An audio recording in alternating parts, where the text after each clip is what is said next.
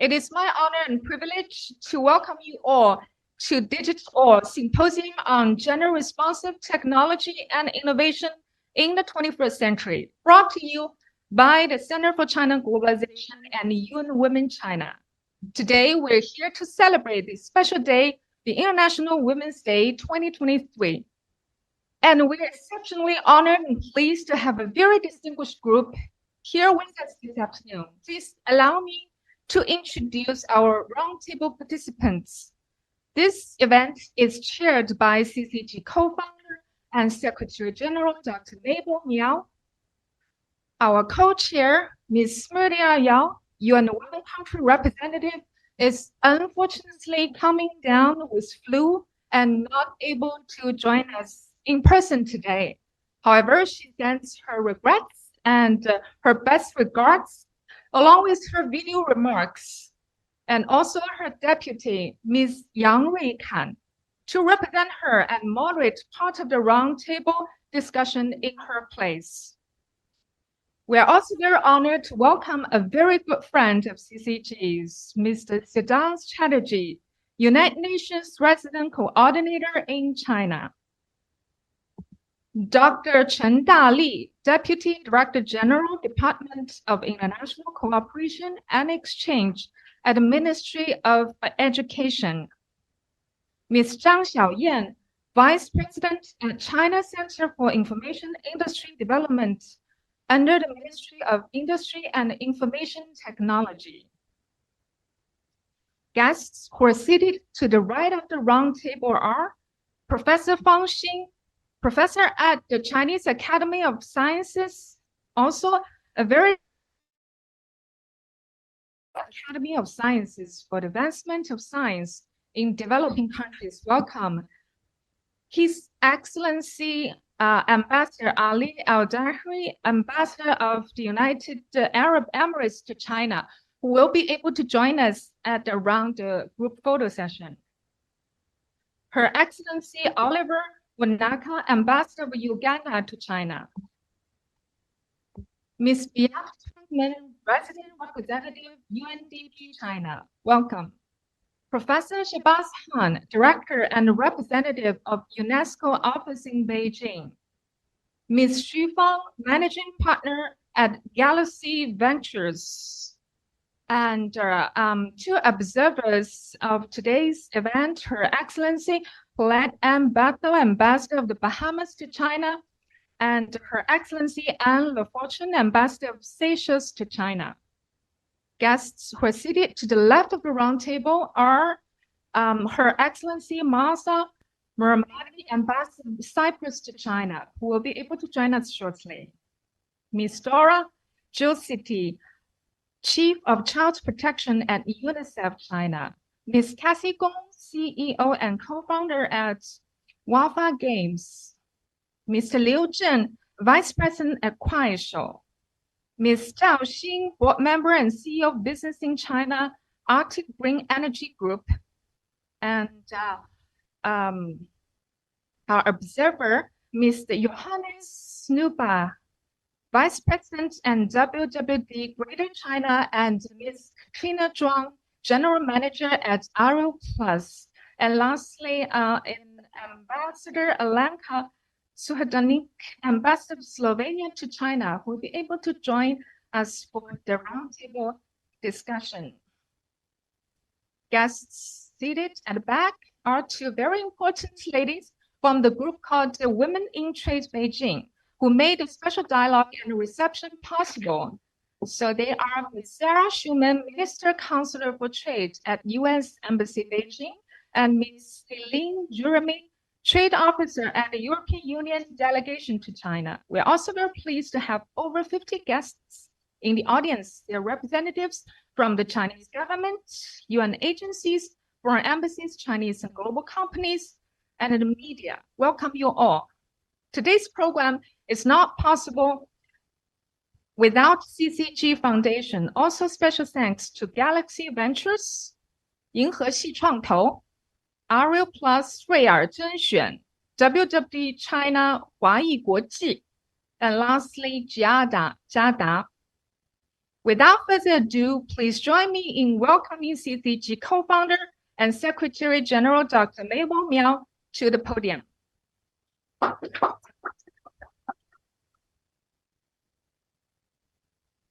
Thank you, Dr. Tang, for your kind introduction. Your Excellencies, representatives from government agencies, the business community, and academia, distinguished guests, ladies and gentlemen, on behalf of everyone at the Center for China and Globalization, on this very, very special day, and here for gathering on our great event for all women and girls in China and the world. First of all, I would like to begin by expressing my sincere gratitude to UN Women China for their immense support in organizing such a great event. CCG and UN Women China had successfully collaborated in widespread areas in promoting gender equality and co-hosted a symposium on biodiversity and climate change from a gender perspective last year. Today, we are honored and delighted to collaborate with UN Women in China again to be hosting a symposium under the new changing global context with the theme of gender responsive technology and innovation for 21st century. The rapid pace of technological innovation in 21st century, while brought unprecedented advancement in improving the social, economic, political status of women and girls. This progress has also brought new challenges that can be exacerbated existing patterns of gender inequality. Women still have limited opportunities to participate in technology, workforce, and leadership positions. And the technology often exacerbates the level of violence toward women perpetrated by individuals or institutions. In light of this, we have brought together over 30 guests from a diverse range of government agencies, embassies, UN entities, financial and business institutions, and academics. Our aim is to share best practice on policy and programs that can bridge gender digital divide and identify actions that will enable gender transformative technology and innovation. As a global think tank and the only think tank in China granted special consultative status by the United Nations, CCG and UN Women in China and other UN institutions have embraced great friendship and built bond for collaboration over years. Last year, we signed memo of understanding with the UN Women China, cementing our working relationship as well as our shared commitment to gender equality and women empowerment.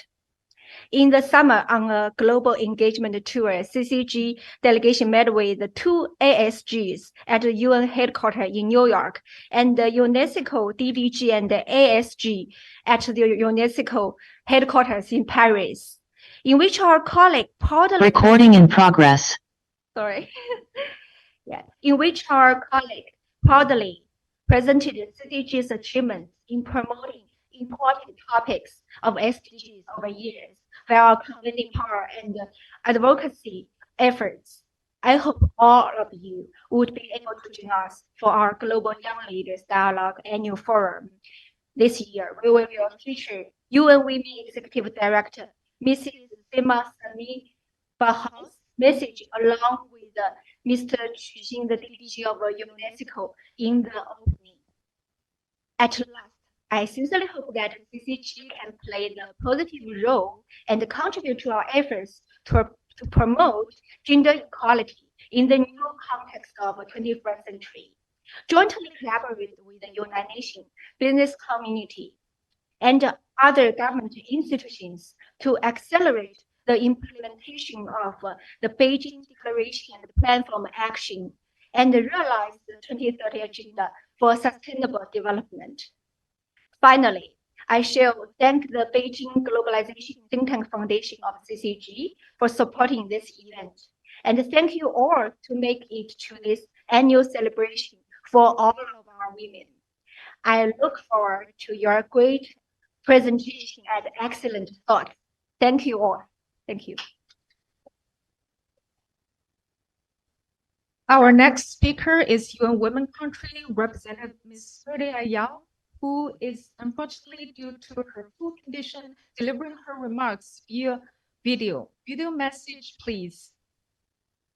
Excellent, distinguished guests, ladies and gentlemen, a very good evening. On behalf of UN Women, it is my great pleasure to warmly welcome you to the Symposium DigitALL Gender Responsive Technology and Innovation to commence 2023 International Women's Day celebration. This event coincides with Global Intergovernmental Meeting on Commission on Status of Women, which is taking place in New York as we speak and is aligned to the priority theme Innovation and Technological Change and Education in the Digital Age for Achievement of Gender Equality and Empowerment of All Women and Girls. We live in a digital era with technological advancements driving up unprecedented opportunities for growth and development, and at the same time posing challenges that can perpetuate and deepen existing patterns of inequalities, including gender inequalities. This theme, therefore, could not be more relevant in today's time. And I would like to express my gratitude towards our partner, Center for China and the Globalization, for co-hosting this critical dialogue, and to all of you for joining us today to share your insights, perspectives for an enriched discussion. Unfortunately, I'm feeling a little under the weather, and regrettably, I could not join you in person today. However, I wish the discussions today are meaningful, and as UN Women, we will be sure to follow up on agreed ideas and actions. With less than 8 years left towards achievement of SDGs, the choices we make today will profoundly impact our path forward. On today's theme, therefore, highlight 5 following points for your consideration. The first one, we must do better in closing the gender gap in digital access and skills. Globally, girls and women make up 1/3 of students in science, technology, engineering, and mathematics. In tech industry, there are twice as many men as women. In artificial intelligence sector, only about 1 out of 5 leaders is a woman. Worldwide, women make up the largest number of informal sector workers, and most are not connected to internet or have digital skills. They are the first to lose jobs because of the shift to automated and digitalized nature of work.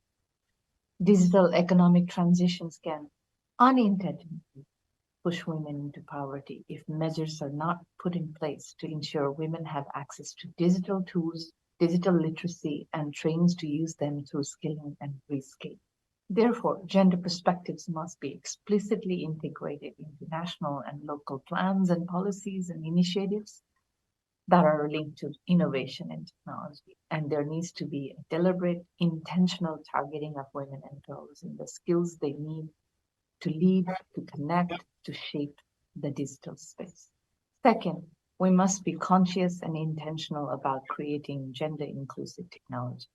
Till date, the fact is, men make up largest majority of creators and decision makers in the field of innovation and technology, which can bring inherent bias in the design and creation of technology. A global analysis of 133 AI systems across the industries found that more than 44.2% demonstrate gender bias, which led to lower service quality, unequal resource distribution, and the reinforcement of harmful stereotypes. This means that the development and computation of AI and other technology must be done with full consideration for gender equality principles and standards in the design and computation phase, as much as in the phase of product launch and utility. Investing in support for women's research and innovation as developers would also bring a diverse perspective and improve quality and coverage of the service, minimize gaps and inequities. Third, we also need to start early to support girls and women to enroll into STEM, especially for young girls. Today, women remain a minority in both STEM education and careers, representing only 28% of engineering graduates and even less in science like physics and mathematics. It is important that young women are supported early on when they are still in school to take interest, to be nurtured, so that they can develop interest and love for science and technological fields. This would also mean to recognize, applaud, and cheer on those women who have constantly promoted science and technological breakthroughs, and meanwhile to facilitate intergenerational communication and mentorship so that young girls have role models in STEM to look up to for life dreams, career aspirations, and guidance along the way. Fourth, we need to better understand the trends about technology-facilitated harassment and violence and systematically address them. There is increasing data worldwide that women and girls are experiencing technology-facilitated harassment, bullying, and violence, including even when they have locked off. Increasingly, there is a need to extend mechanism for protection of girls and women in context of online platform. However, there is much more that needs to be done to understand the trends and develop interventions for responding to these. Technological platforms and ICT industry have a strong role to play to ensure online platforms are safe and dignified and do not tolerate such behaviors by developing a code of conduct for digital citizenship, setting up monitoring mechanism, and strictly reinforcing zero tolerance. Distinguished guests, women and girls represent half of the world's population and half of its potential. To truly capitalize on women's capabilities and leadership, and this is my final point, we must also address the most commonly mentioned challenge that women encounter, balancing a professional life and managing a home. Very often, women report having to slow down their thriving career or even quit careers as scientists, leaders in STEM, innovators, because of the responsibility at home to care for children, family duties, and expectations. There is enough evidence globally that supportive workplace policies, including flexible working hours, paternity leave, equal pay for equal work, is effective in recruiting and retaining women. Setbacks that women experience in their career lifespan. However, workplace policies alone are not enough. Greater engagement of men and boys in managing home responsibilities and family needs would also lessen the burden that women carry. I believe a more balanced distribution of household work at home is going to offset the imbalance we see in male and female representation at the workplace, especially in the sectors we are speaking about today. As UN Women, we have been partnering in China and globally on many of these issues. As a country, China is advancing so rapidly in digital and green transformation, and I believe this gives us tremendous opportunity to ensure women and girls benefit from and shape these transformations.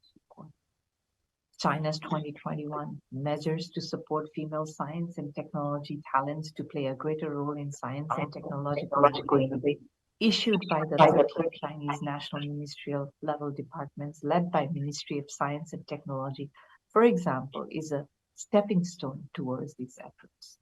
The amended law on protection of women's rights and interests, which came into effect January 1st this year, also can serve as an important legal framework to begin exploring the issue of cyber protection and safety. As UN Women, we stand ready alongside our UN partners to support the implementation of these commitments and the remaining challenges that prevail in China and everywhere else around the world. Thank you once again for joining us today at the symposium for this very important discussion, and to CCG for the collaboration and partnership to make it happen. Excellencies, ladies and gentlemen, I wanted to close by wishing everyone a great International Women's Day. Let us today and every day vow to stand with women and for their interests, needs, and rights. Thank you very much. 谢谢.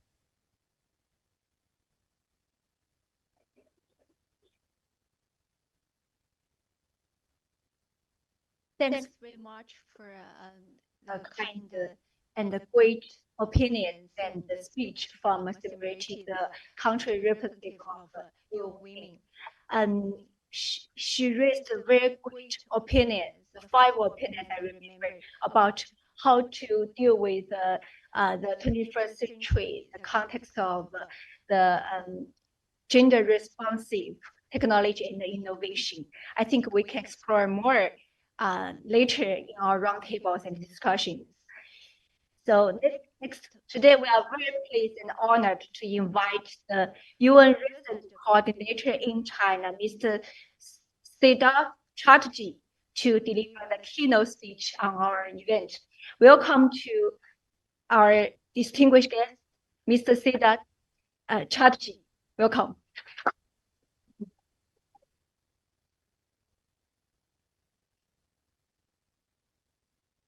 Perhaps I'll break with protocol and start by acknowledging the presence of every woman in this room and wishing all of you happy International Women's Day and to all women everywhere in the world. I want to commend the leadership of Mabel of CCG and Smriti of UN Women, who've really been at the front end of leading efforts towards making sure that the issue of gender does not just remain a subliminal text in the periphery of our conscience, but more about what we can actually do to make things happen. Excellencies, distinguished guests, ladies and gentlemen. There was a Forbes report of billionaires in 2020. So there are about 2,100 billionaires in the world, of which about 240 are women. Of that, half of the women are Chinese. And what is important is that most of these women are actually in the tech sector. Back in 1940, there was a Chinese scientist that went from mainland China to the United States and taught at my alma mater, Princeton University.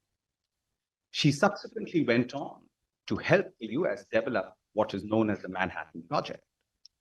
And then later on,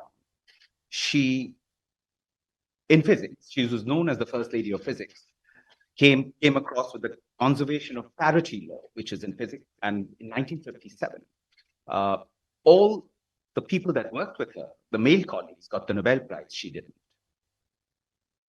So which goes to show that the biases on gender have existed forever. And as a matter of fact, still do. So perhaps the moment of the convening of this particular meeting around the digital landscape and on digital for all for innovation and technology and gender equality is absolutely prudent and timely.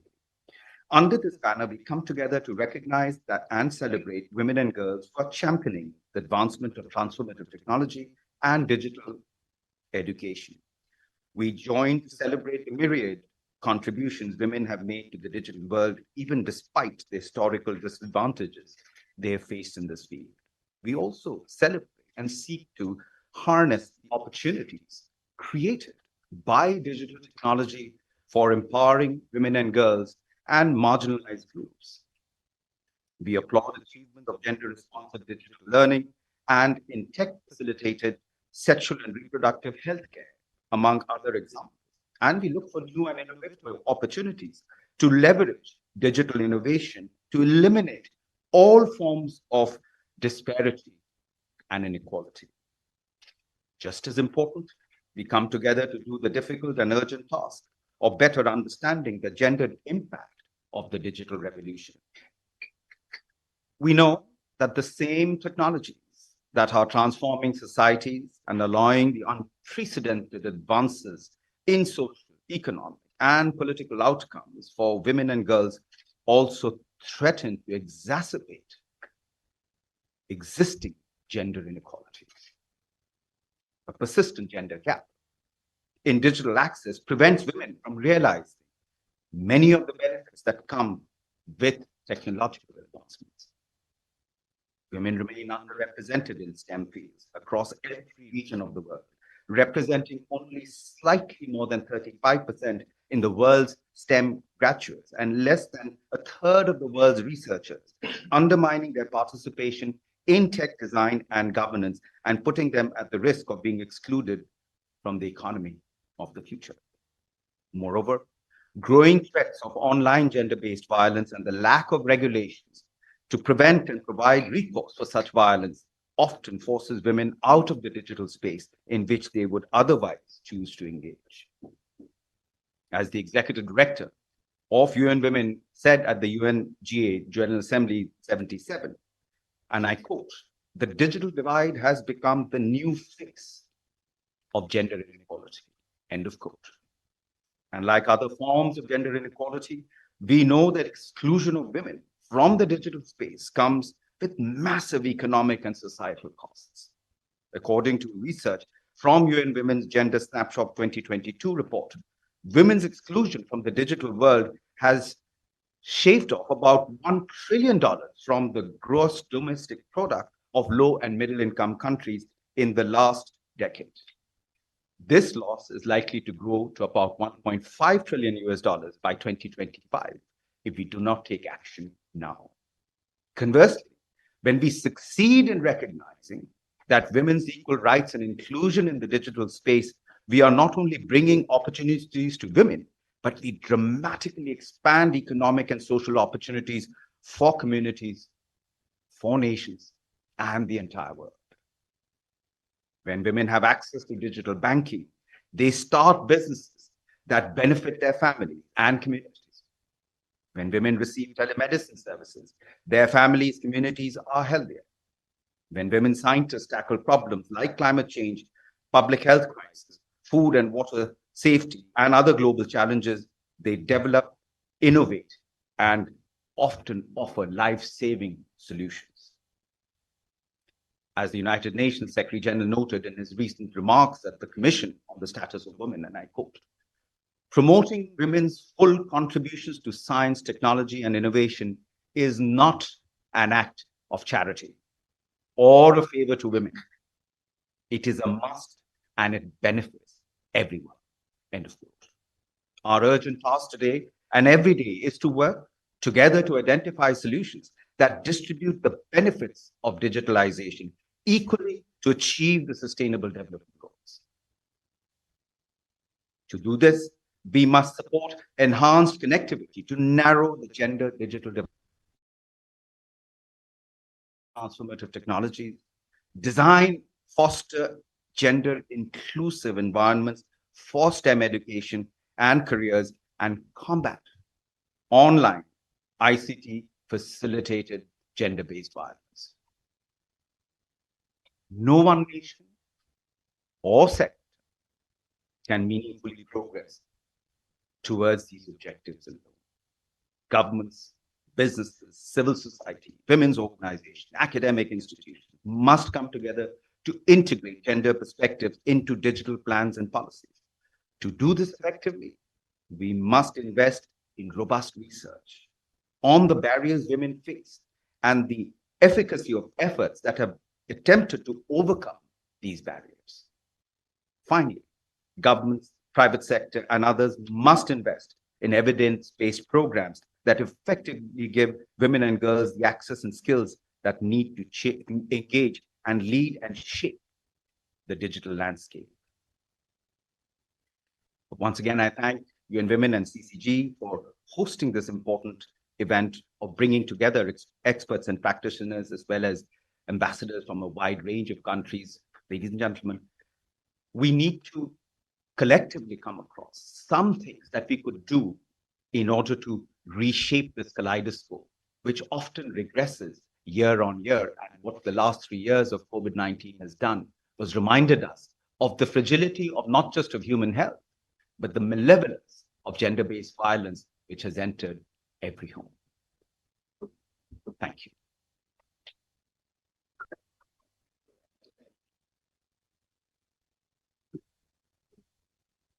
Thank you very much, Mr. Chatterjee, for your great speech as our keynote speech today. It's a very wonderful beginning for our event.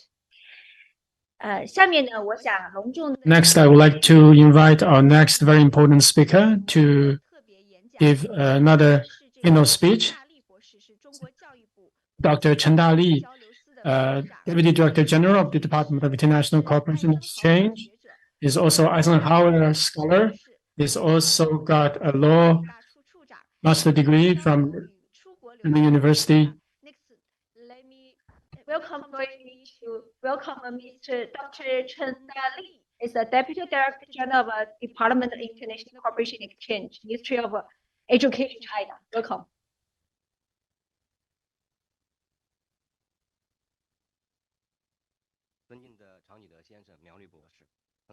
Mr. Chatterjee, Maple, Excellencies, it's an honor for me to attend today's forum.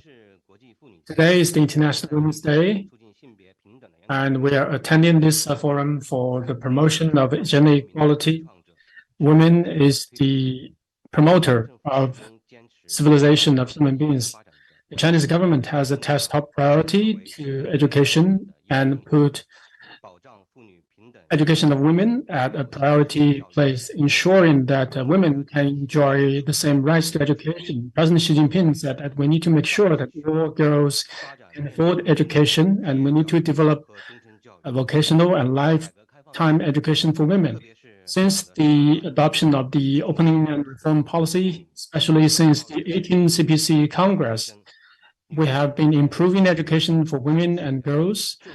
When it comes to access to education, employment, and overseas studies, a lot of progress has been made, and we make sure that eligible girls can enjoy compulsory education.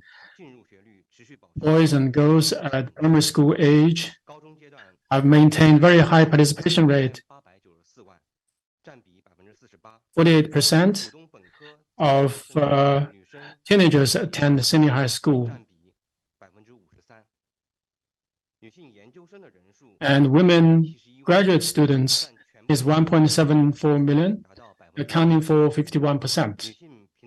And equal access to education of women has been protected. And the women talent in science and technology has also been improved and expanded. And 45% of scientific workers are women, and they work in fields of aerospace, medicine, and other research areas. And they contribute to the development and progress in navigation systems and the space exploration programs. In CPC 20th Congress, emphasized that talents are very important support for modernization of the nation. Talents are the primary resources. Innovation is the primary moving force. Entering the new era, education should make new progress. We need to develop high-quality education system, promote education equality, and we need to support women to play a bigger role in education, science, and technology. We will fully tap the role of education in promoting gender equality, and we are encouraging women college students to participate in scientific research. We encourage women to participate in science-related work, and we provide more training opportunities for women in these areas. We're going to also enable women to have better access to opportunities of science and technology studies. And we're also going to expand career path for science, technology, talents. We are also protecting the rights of women to education. We support women in developing countries have right and access to higher education. We are supporting the Beijing Declaration and the platform of action. Again, I'd like to thank you for the invitation and wish today's roundtable discussion every success. Thank you. Thank you, Mr. Chen from the Ministry of Education. Next, let me give floor to Ms. Zhang Xiaoyan. Is from the China Center for Information Industry Development under MIIT.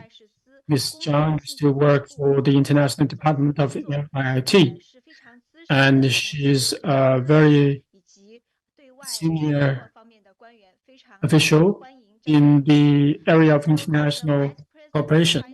For Information Industry Development. Ms. Zhang Xiaoyan, welcome.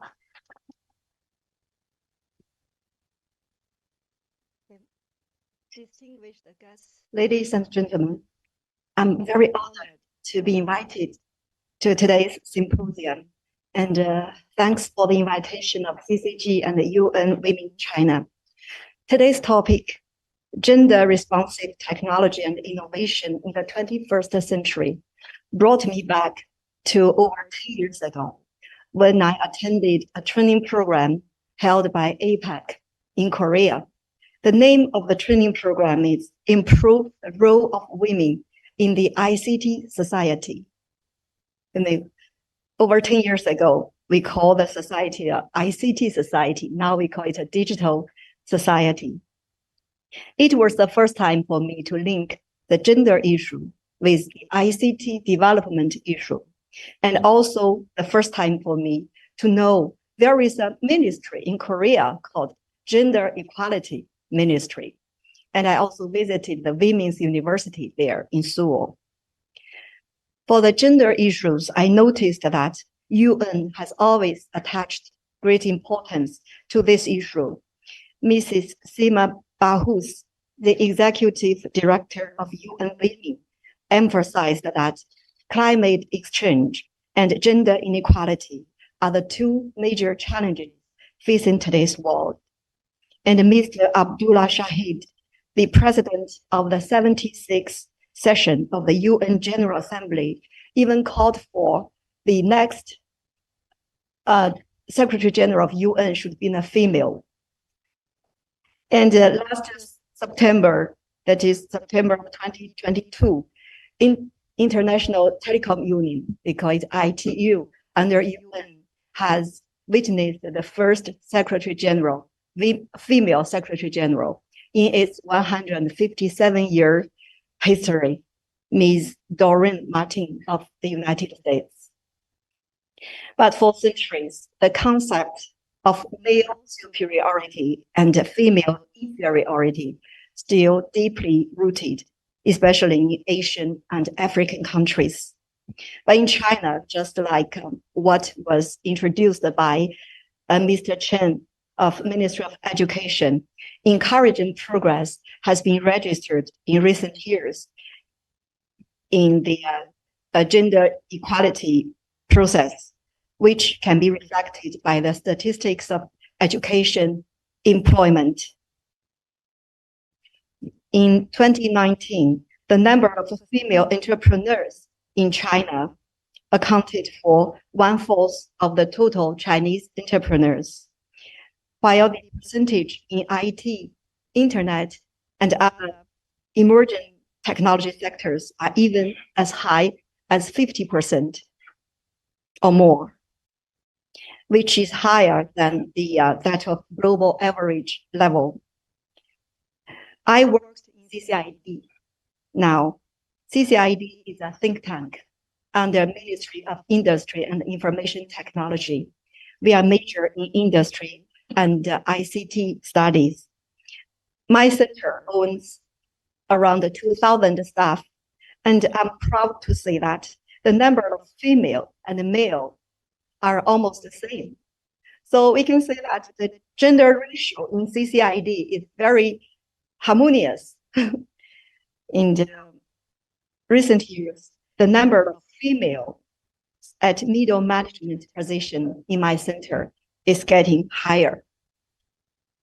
So I read a study which said that gender attitude will form positive cycle, which is that the better the women develops, the more equal the gender attitude, and the more equal the society becomes.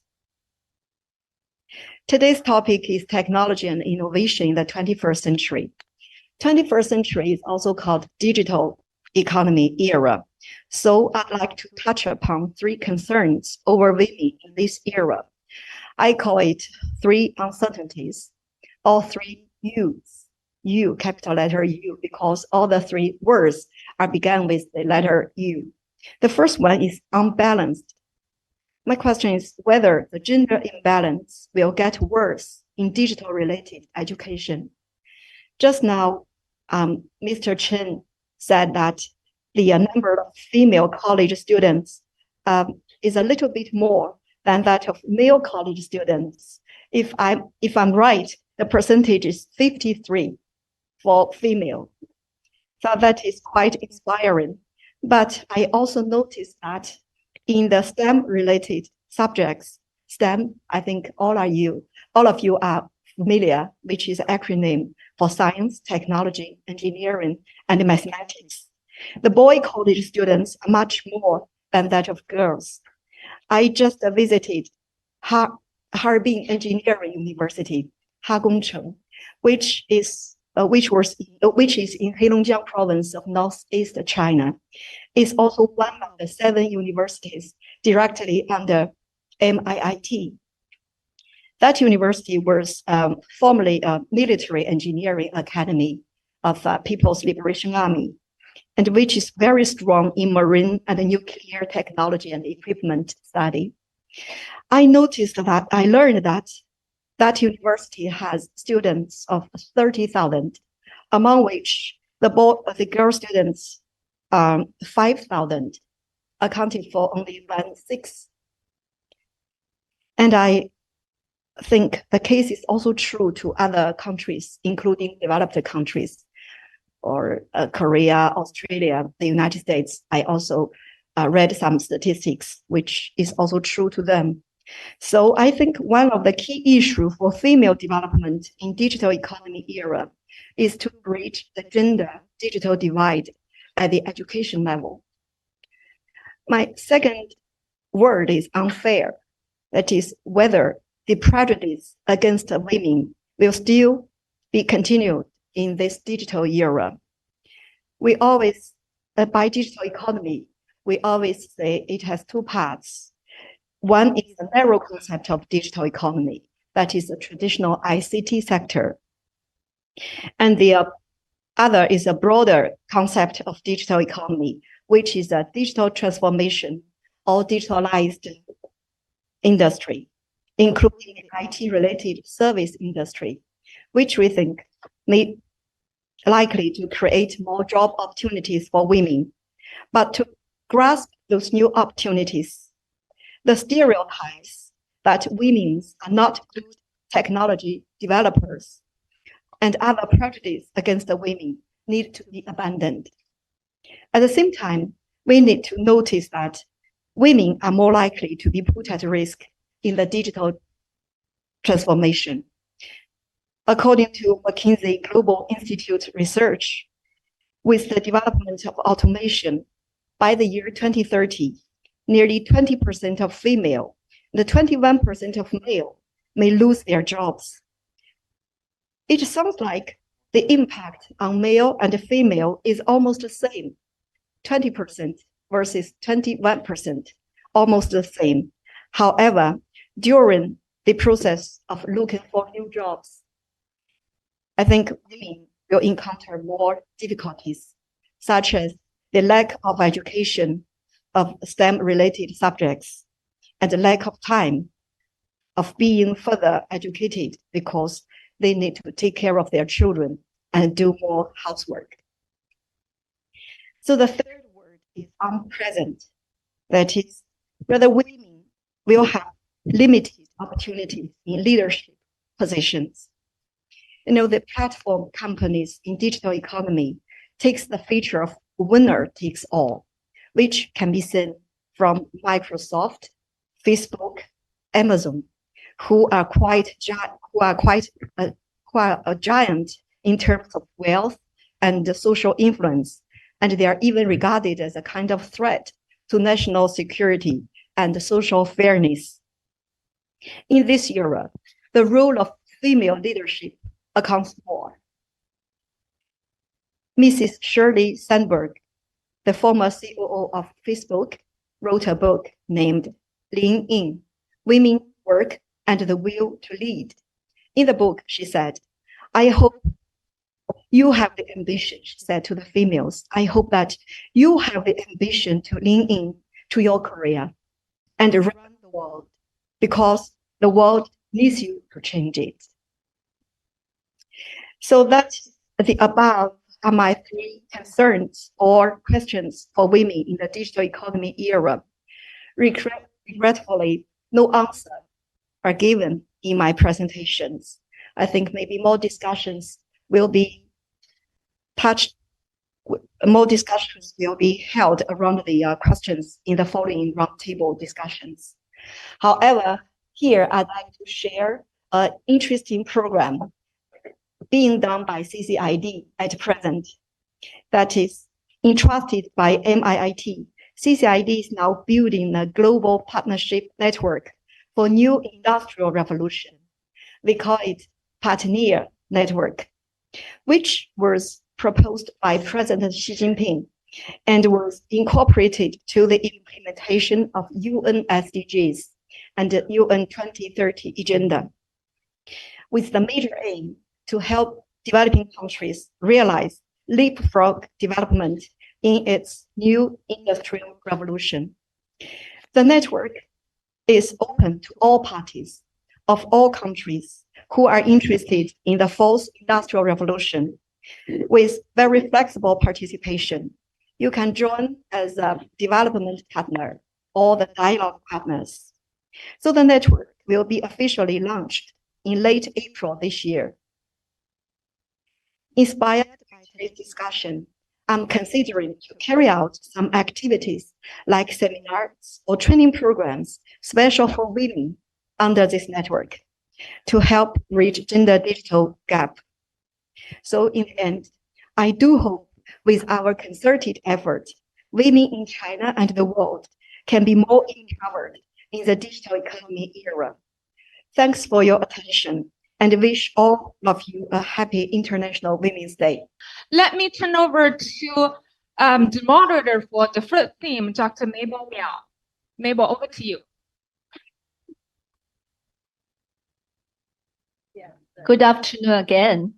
Welcome to back. And we will move to our roundtables.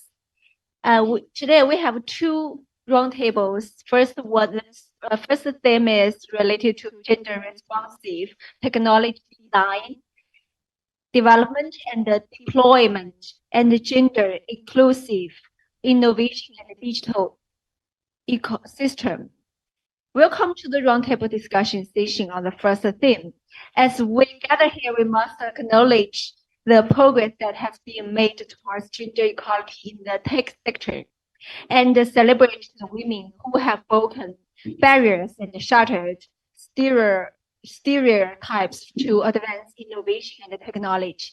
At the same time, we recognize that there is much more work to be done. Like just the speakers mentioned, a lot of challenges and should be addressed, and a lot of barriers should be overcome. The Commission on the Status of Women 16.7 has highlighted the need for gender-responsive policies and strategies that prioritize the inclusion and empowerment of women in all aspects of the digital economy. Today's discussion provides us with the opportunity to build upon these key messages and to chart a path towards a more equitable and inclusive future. Let's work together to harness the potential of women and girls to create technology that is responsive to their needs and to build a digital ecosystem that empowers all individuals to thrive.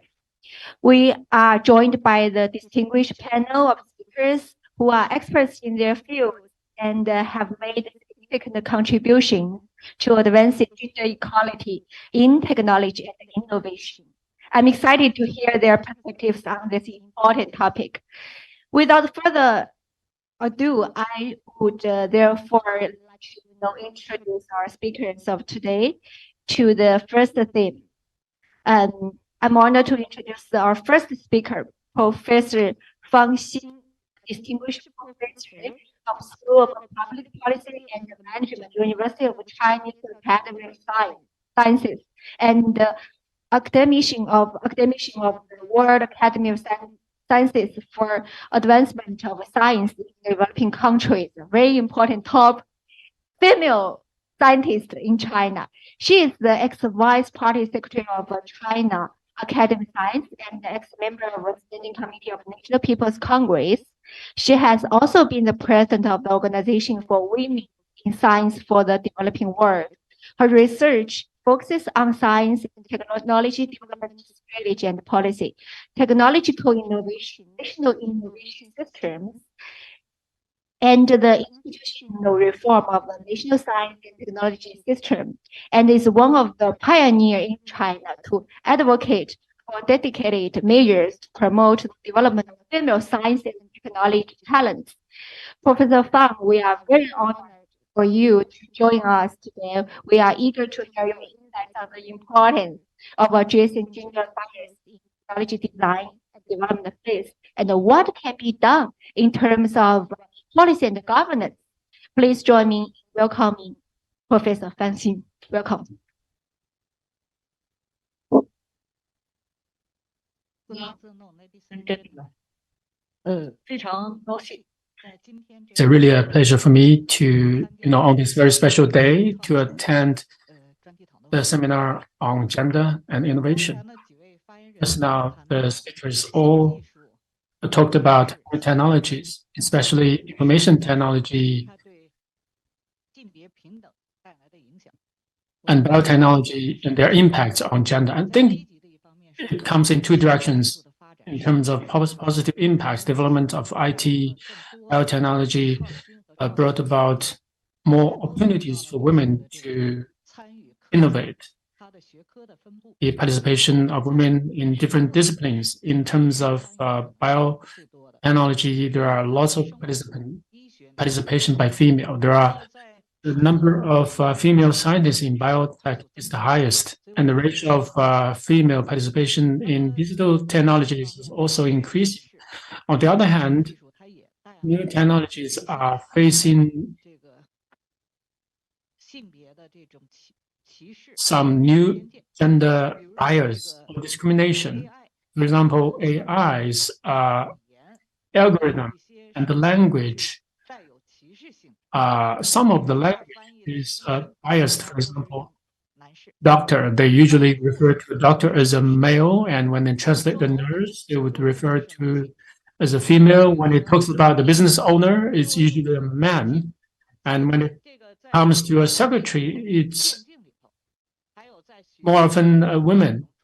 And in games, in some contents, there are also some discriminations against the women. And this comes in mainly because of two reasons. One is about technology itself, including the algorithms.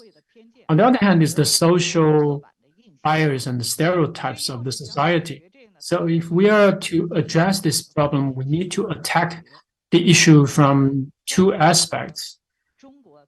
In China, in the starting stage of AI, we have set up the AI Governance Commission, and Tsinghua University professor is the chairman of this committee, and the Life Ethical Committee.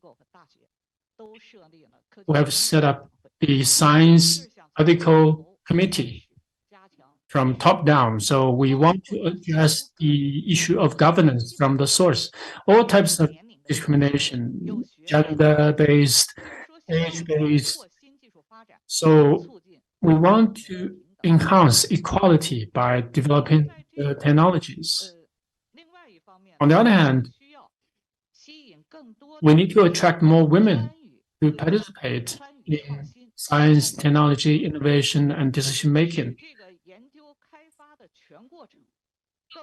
So the whole process of development will have more gender or women perspective or women participation. Madam Zhang and Mr. Chen talked about the number of women scientists in China. Actually, when it comes to R&D personnel, there are 6.5 million in China, and women is about 45 to 48% of this R&D staff. In doctoral candidates, more than 50% are women. But if you look more closer, when it comes to professor, associate professor titles, less than half is women. And the academician of the Academy of Engineering and Sciences, only 6% are women. In the Nobel laureates, only 2.8% are women. So there is this imbalance, right? When graduate as a doctor, there are fewer men. But as you grow along the career path, and we see this widening gender gap between men and women. So to address this problem, to create, more opportunities for women to participate in science and technology, to create a better ecosystem, to create more opportunities for women. So we also encourage government to do a lot of work, because based on our survey, there are three main reasons for this imbalance. One is the social bias, and secondly is the dual responsibilities at work and at home, low pressure at work and at home, and thirdly, women basically lower the expectations for their career development. So from these three aspects, we need to create a better environment. First, in 2017, when we revised the Science and Technology Advancement Law, it was written that we should guarantee the right of women to participate in R&D on an equal footing. And we have set up the Women Science and Technology Worker Association to protect the science and technology, women science and technology workers, to create a better environment for them. And thirdly, we've been thinking about specific measures. So first, at the starting stage, when women first graduate as doctoral candidates, because at that time there were no real results from the research, but we need to give them better start. So we adjusted our policies. So for any program funded by the National Natural Science Foundation, so any projects funded by the Ministry of Science and Technology, when the applicants have the same conditions, then the priority would be given to a woman. So this is written in law. So in these programs, there are always a youth program, usually for people younger than 35. But considering the childbirth of women, so we extended the age limit for women. UN and Ministry of Science and Technology will set up the Ollie Science Award. Originally, the age limit is 40 years of age. And now we extended the age limit to 45 years of age. So in the starting stage, we gave women more opportunities. As women progressed along the career path, they need more opportunities to showcase their research achievements and participate in decision making. So in all the societies of the China Science Association, there should be a woman on the board. In all societies, there should be a women committee. So all these science societies have a women commission. And for all international academic conferences held in China, there should be a women session. And in the keynote speaker, there should be a women keynote speaker. So we try to create more opportunities for women. And when it comes to the member of National People's Congress, there should be more women representatives. I also serve as a member of the Standing Committee of National People's Congress, getting involved in decision-making at the top level of the nation. And previously, women scientists would retire at the age of 55 in China. But if the retirement age is too young, then it actually limits their potential to develop further. In 2010, we created a flexible retirement age scheme for women. So they may opt to retire at the same age as men at the age of 60. And as we change the policy, there arise a new problem. The birth rate of China is lowering, is coming down. So starting from 2014, we allow families to have more than one child, but the birth rate kept decreasing. So the challenges for women is that women are no longer expected to have only one child. They are expected to have more children. So kindergarten only start to accept kids at the age of 3. Now we change this to 2 years of age. So kindergartens can accept children at the age of 2. So we try to create more better conditions for women, to encourage women to develop better. And we encourage women to be responsible scientists so that they can play a better role in terms of science literacy for girls and ordinary people. Thank you. Thank you, Professor Fang Xin. You give us a lot of data and very insightful opinions, and also share the practices on the policy making and the programs, how to make and the kind of influence and more attention on the gender equality, on the scientific policies and female scientists as well. Very, very important. The numbers surprise me that just 16% female win of Nobel Prize. That is surprise, just 60%. But like to you, female scientists in China is very well known. But maybe we need more and more female scientists like you. Thank you very much. Next, I'm honored to invite His Excellency Ali Dahari. His Excellency is the ambassador of UAE to China. He has wealth of experience in diplomacy and international relations, having served in various capacities in the UAE's Ministry of Foreign Affairs and International Cooperation. The UAE has implemented significant policy and initiatives to promote women's participation in tech and innovation. The UAE has also implemented a range of programs to support women in tech and innovation, which promotes women's entrepreneurship and leadership. Let's welcome Mr. Ali Dahari, ambassador of UAE to China, to take the floor to share their valuable experience on how to empower women to be technology creators and leaders through supportive policies and the environment. Welcome. Thank you. Thank you, Mabel, for your kind introduction. And let me take this opportunity to start by wishing every woman over here and women around the world very happy Women's International Day. Women play a very important role in our lives. We have they start with the mothers, and, sisters, and wives, and children. So it's quite a very important element in our life.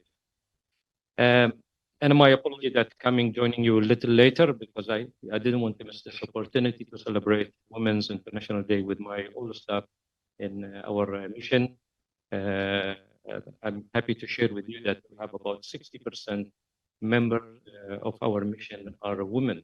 So we are highly represented over there in our mission. Ladies and gentlemen, first of all, I would like to thank the UN Women and the Center of China Globalization, CCG, for hosting this event.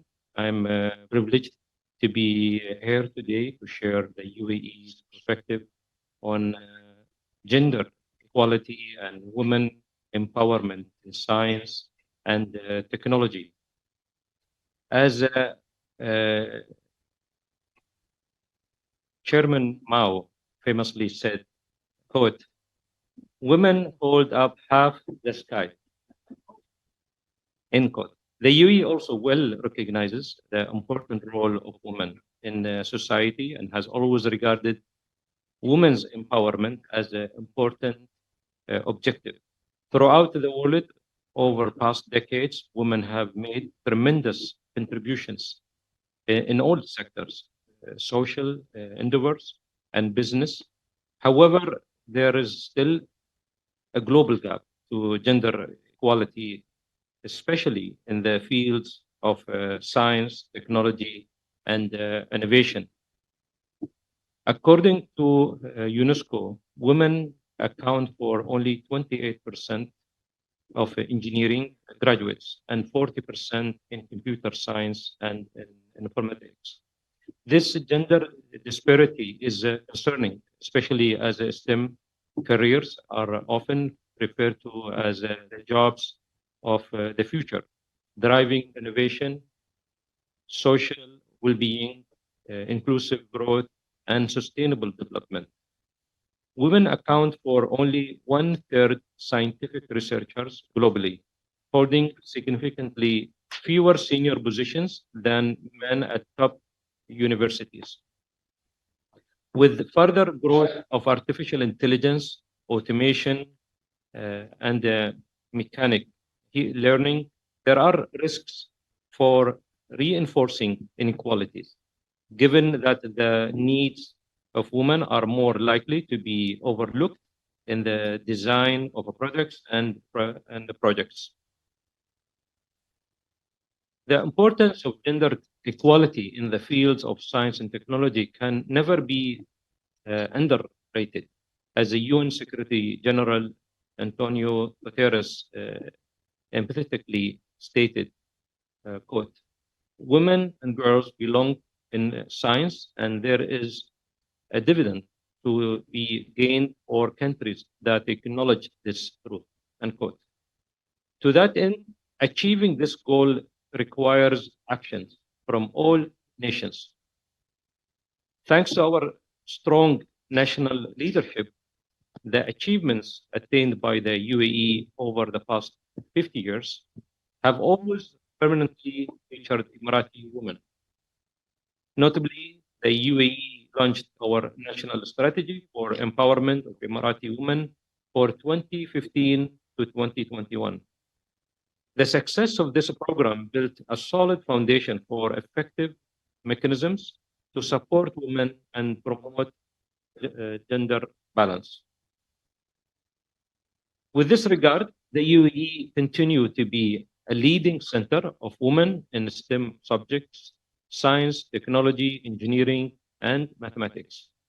In the 2021 UNDP Human Development Report, the UAE ranked 26 among 191 countries in the world in terms of gender equality. In terms of education, 77% of UAE women will continue into higher education after high school graduation. Female students now account for 46% of STEM subjects in the UAE higher education. As inclusive, open, and tolerant society, the UAE is committed to empowering women. The participation of Emirati women in many sectors ranked first in the world. Today, 29% of UAE government ministers are women, as are 50% of our Federal National Council, of course, and 30% of our diplomatic corps are women, with 7 being ambassadors around, which is around 60% of our mission. In Beijing, in July 2020, the UAE launched the HOPE PERP, the first Arab-led planetary exploration Mars mission. And I'm proud that the Emiratis Mars mission set an unprecedented standard of inclusion of women. 90% of the science team in this mission. Now, Emirati women are preparing to head into space as astronauts. On the ground, women have achieved record numbers in senior positions, diplomatic missions, and armed forces and national services, as well as in other areas such as aviation, renewable and clean energy, technology, engineering, and medicine. Over the past 51 years, the UAE has endeavored to empower its women and girls through various landmarks, policies, initiatives, and laws. The UAE considers it today as a milestone. I would like to share a quote from our late President, Sheikh Zayed, the founding father of the UAE.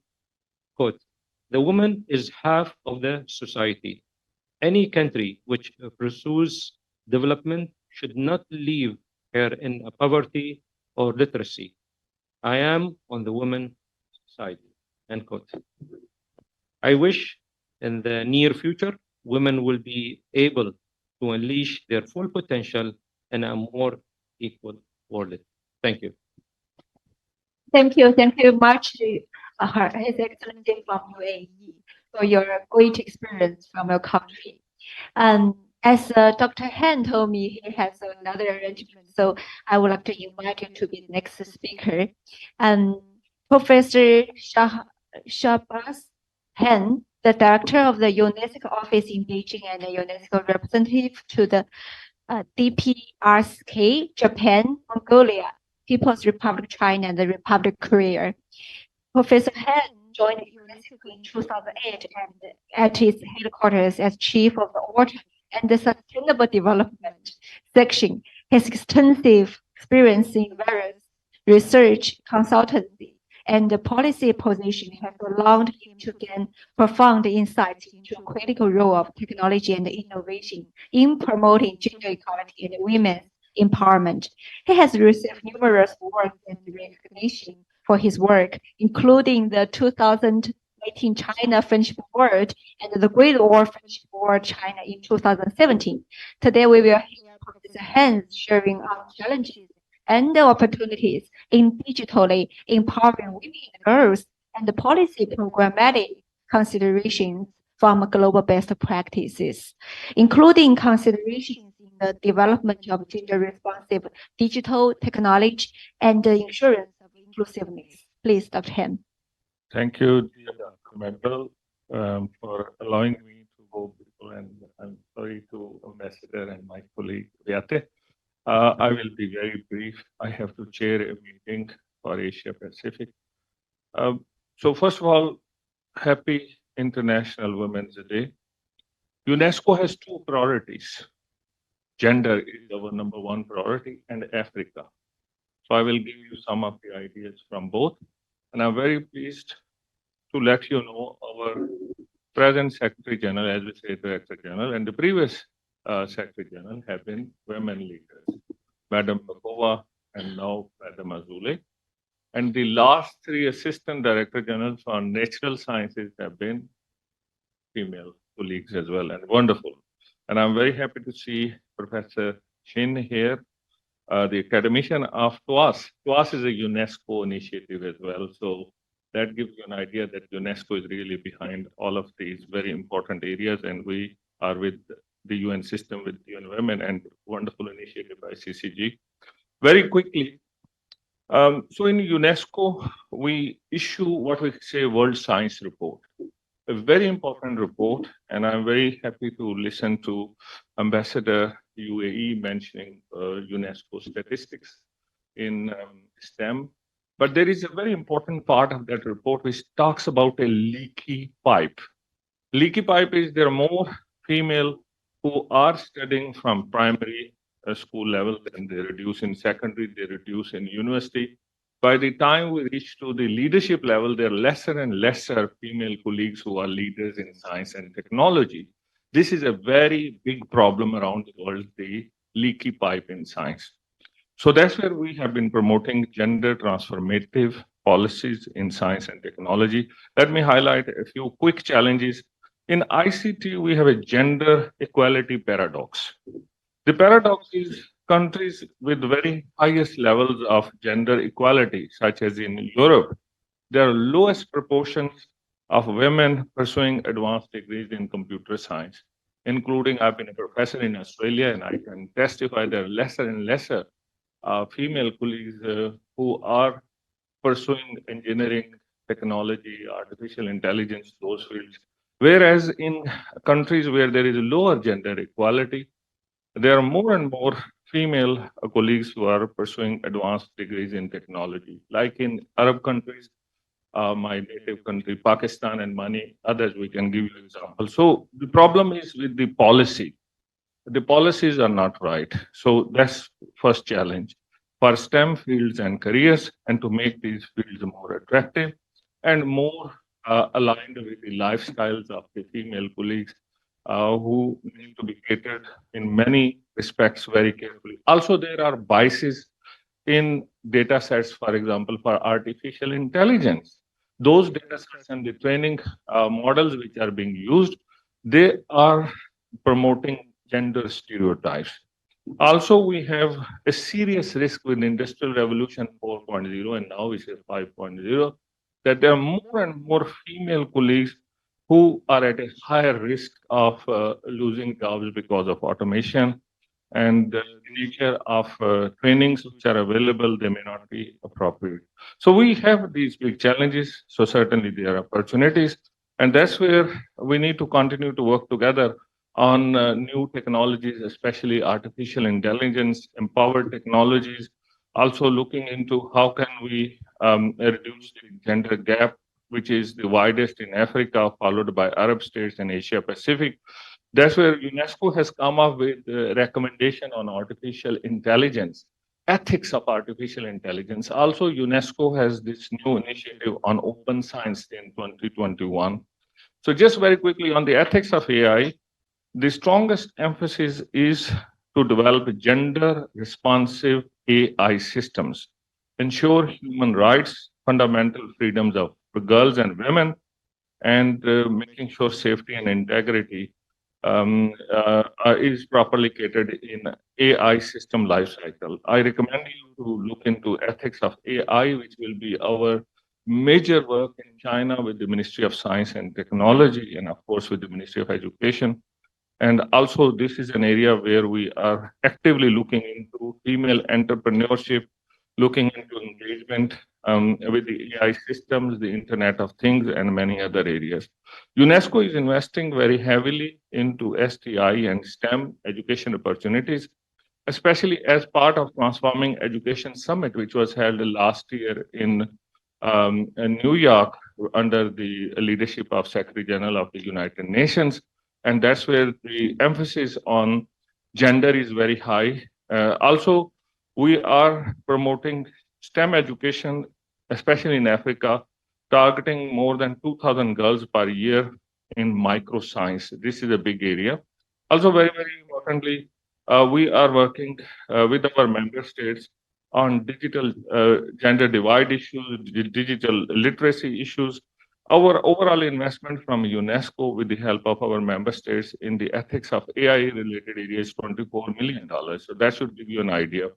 Also, as I mentioned to us, UNESCO has Organization for Women in Science for Developing World, OWSD, and we give special fellowships for the female colleagues coming especially from the developing countries. Also, I would like to highlight today, and we should do it in China, UNESCO has, with the L'Oreal, a very long-term partnership for Women in Science Awards. And this recognizes, it's like Nobel laureates. These are the highest laureates. 5 laureates we recognize every year, and 15 rising talents, and we do it also in many countries. Also, from the policy level, we have a number of initiatives with our member states, especially to fight gender stereotyping in the STEM areas. We also promote postdoctoral fellowship programs for skill building in sustainability science with the World Academy of Sciences, with TWAS, and also with a number of partners around the world.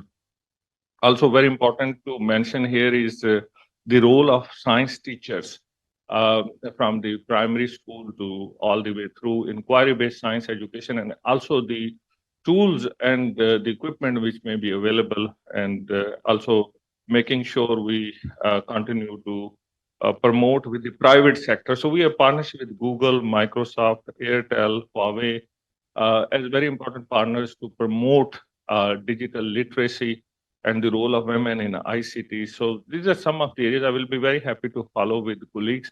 I'm really sorry and I apologize that I will be rushing. I need to start to be in the meeting in the car. So thank you, dear member. Thank you, dear colleague. Thank you, Dr. from UNESCO. We know that you have done a lot of work for empower women and especially the young people as well, the young women and the girls. I know your the work, not like a Nobel Prize, but it's very, very important. It's a young Nobel Prize kind of. Yeah, thank you very much. We have the honor to hear from another distinguished guest next, Her Excellency Ambassador Oliver Wu Ning-Koch, who will share her insights and experiences on building women and girls' digital competence and empowering women in technology and innovation. Ambassador Wu Ning-Koch has over 20 years of experience in diplomacy and international relations, having served in various capacities in Uganda's Ministry of Foreign Affairs. Uganda has been making significant strides towards increasing access to digital technology for women and girls, with the initiatives such as the Women ICT Advocacy Group. These efforts have shown promising results in increasing women's participation in tech sector and promoting inclusive innovation in the digital ecosystem. Let's welcome her. Your Excellency, please. Thank you very much. Happy International Women's Day, fellow women and the men with us. I am from Uganda, a least developed country. This society is basically patriarchal. Gender issues are big in my country. I am one of those girls, women who've managed to go through the barriers to girl education, girl empowerment. But I'm happy to say that my country, once it settled down, like now 20 years, particular attention was paid to the legal framework, our constitution, in which constitution it is clear how to support a woman in a society which is patriarchal. Our constitution, when it comes to governance, it provides for women representation in parliament. Every administrative unit, we call a district, must return a woman member of parliament. The women can then compete for all other positions, but there is one specifically for a woman. And I went to parliament on that ticket. The constitution ensures that there is representation of women right from the village, parish, district, all these administrative units up to parliament. That is to put women in positions of policy making, of budget allocation, positions where they can have influence on the processes of governance and resources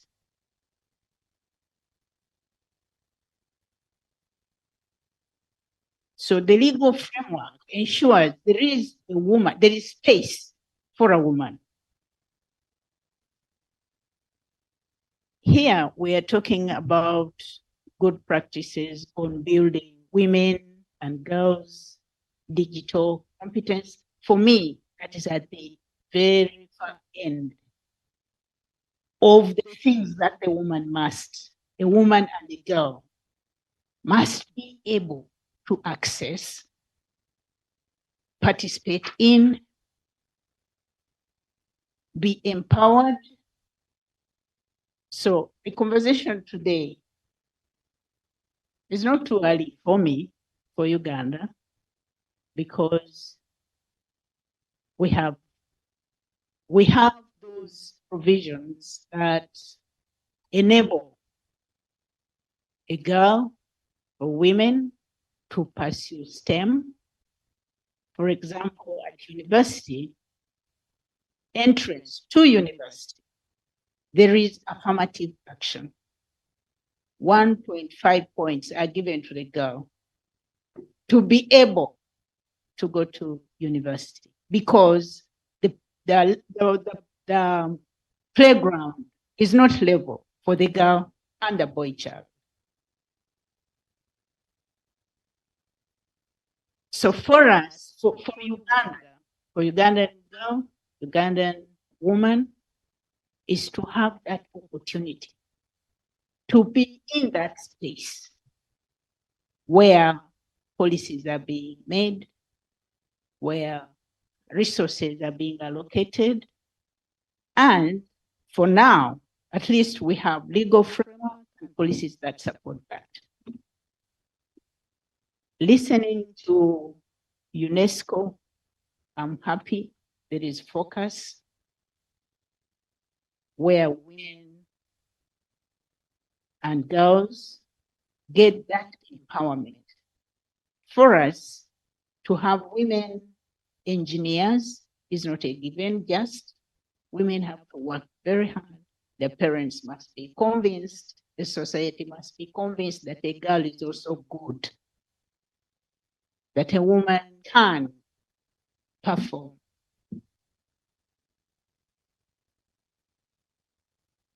In that space in Parliament, mine was to ensure, to be on the lookout for the opportunity for the girl child, for the women. So even as we're sitting here, for me, it is what are we doing with the space that we occupy? You as a man who is supportive of gender equality, how are you using your space? I am happy to say that my government, we have a whole ministry of gender, labor, and social development. So to pay attention to those gender issues in each and every policy that is being fronted, every legal framework, the financial resources and other resources, this ministry, its job is to see the gender balancing in there. Of course, we're not yet there, but at least there is a ministry.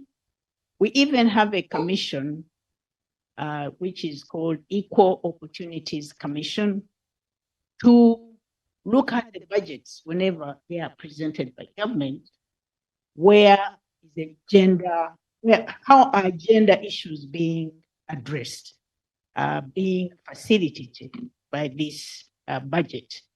So I'm happy to have been invited in this forum, and I hope that I will be able to get the speeches that I can share. Thank you. Thank you. Thank you so much, Excellency from Uganda. You deliver a very wonderful speech and encourage everybody, I think, to enlighten the opinions. We have, after another round, we have a special dialogue in this event. The topic is making sure women have a seat at the table. I think it's very, very important. how to make more female, more women participate and access to the political positions. And those status is very, very important from a legal framework to make sure everything. And you mentioned in the field of scientific and engineering, those fields are very important as well to bridge the gap for the gender responsive angle. Thank you very much. Next, I'm so honored to introduce another very important speaker. As we learn on the distinguished guest sharing, the reshaping innovation ecosystems to advance gender equality and deliver public value requires a multi-stakeholder approach, shared responsibility, and aligned efforts from diverse actors. Our next very important speaker is Mrs. Beat Trackman, UNDP resident representative in China. Mrs. Trackman has had a diverse career with UNDP since the late 1990s, particularly in the Asia-Pacific region. She has served as United Nations resident coordinator and UNDP resident representative for Mongolia, UNDP country director in Indonesia, and assistant resident representative in Cambodia, among other positions. A very rich experience in UNDP and international organizations. Today, Beat will share her insights on gender responsive governance of digitalization and innovation, with the focus on the economic imperative for digital inclusion of women. Her insights on this issue are particularly valuable given UNDP and UN Women's last year's close collaboration on the topic of women in science in China. Next, would like to invite Mr. Trackman. Mr. Trackman, so sorry. Yeah. Yes, that would be my husband, and I don't think a topic that he is certainly interested in, but maybe not necessarily equipped to speak on, even though he is a feminist. So happy International Women's Day to all of us, the ladies and the men around the table, and thank you very much for having me today. I wanted to actually zoom in a little bit, indeed, on the enabling environment, and because innovation and digital technologies are obviously critical to advancing the Sustainable Development Goals, the green economy transformation, and fighting climate change. But women, as we heard all afternoon, are grossly underrepresented in these areas, and the figures, in fact, speak for themselves, as we've also heard this afternoon.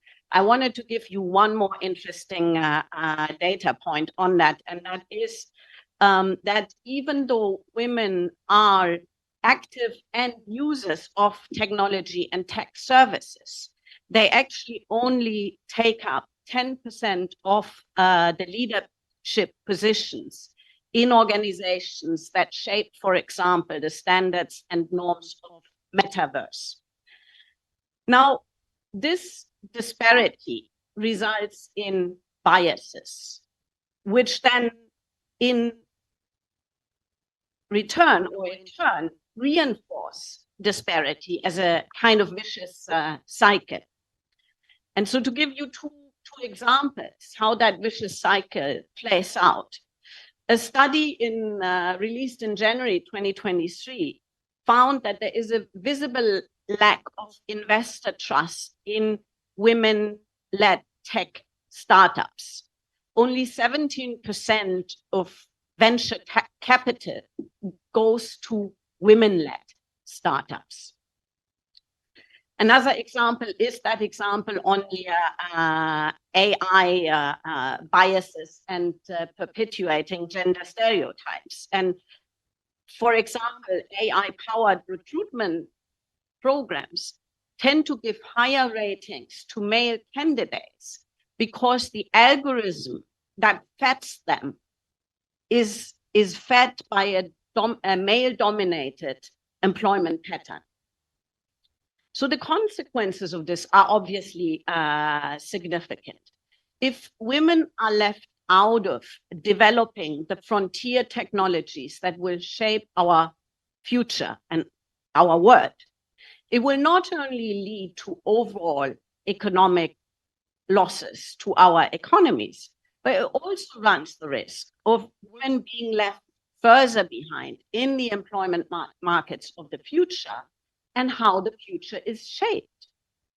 So even women's gender snapshot, to give you a data point on overall economic losses, UN Women's Gender Snapshot report found that excluding women from the digital economy has caused economic losses of $1 trillion in low and middle income countries in the past decade.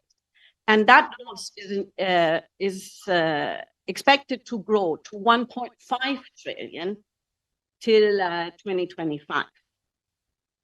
And I think it's also very clear that the development quantum leaps and the innovation that is needed to get the world back on track to achieve the Sustainable Development Goals won't be possible if we only tap half the talents and the brain potential, half of the world's brain potential.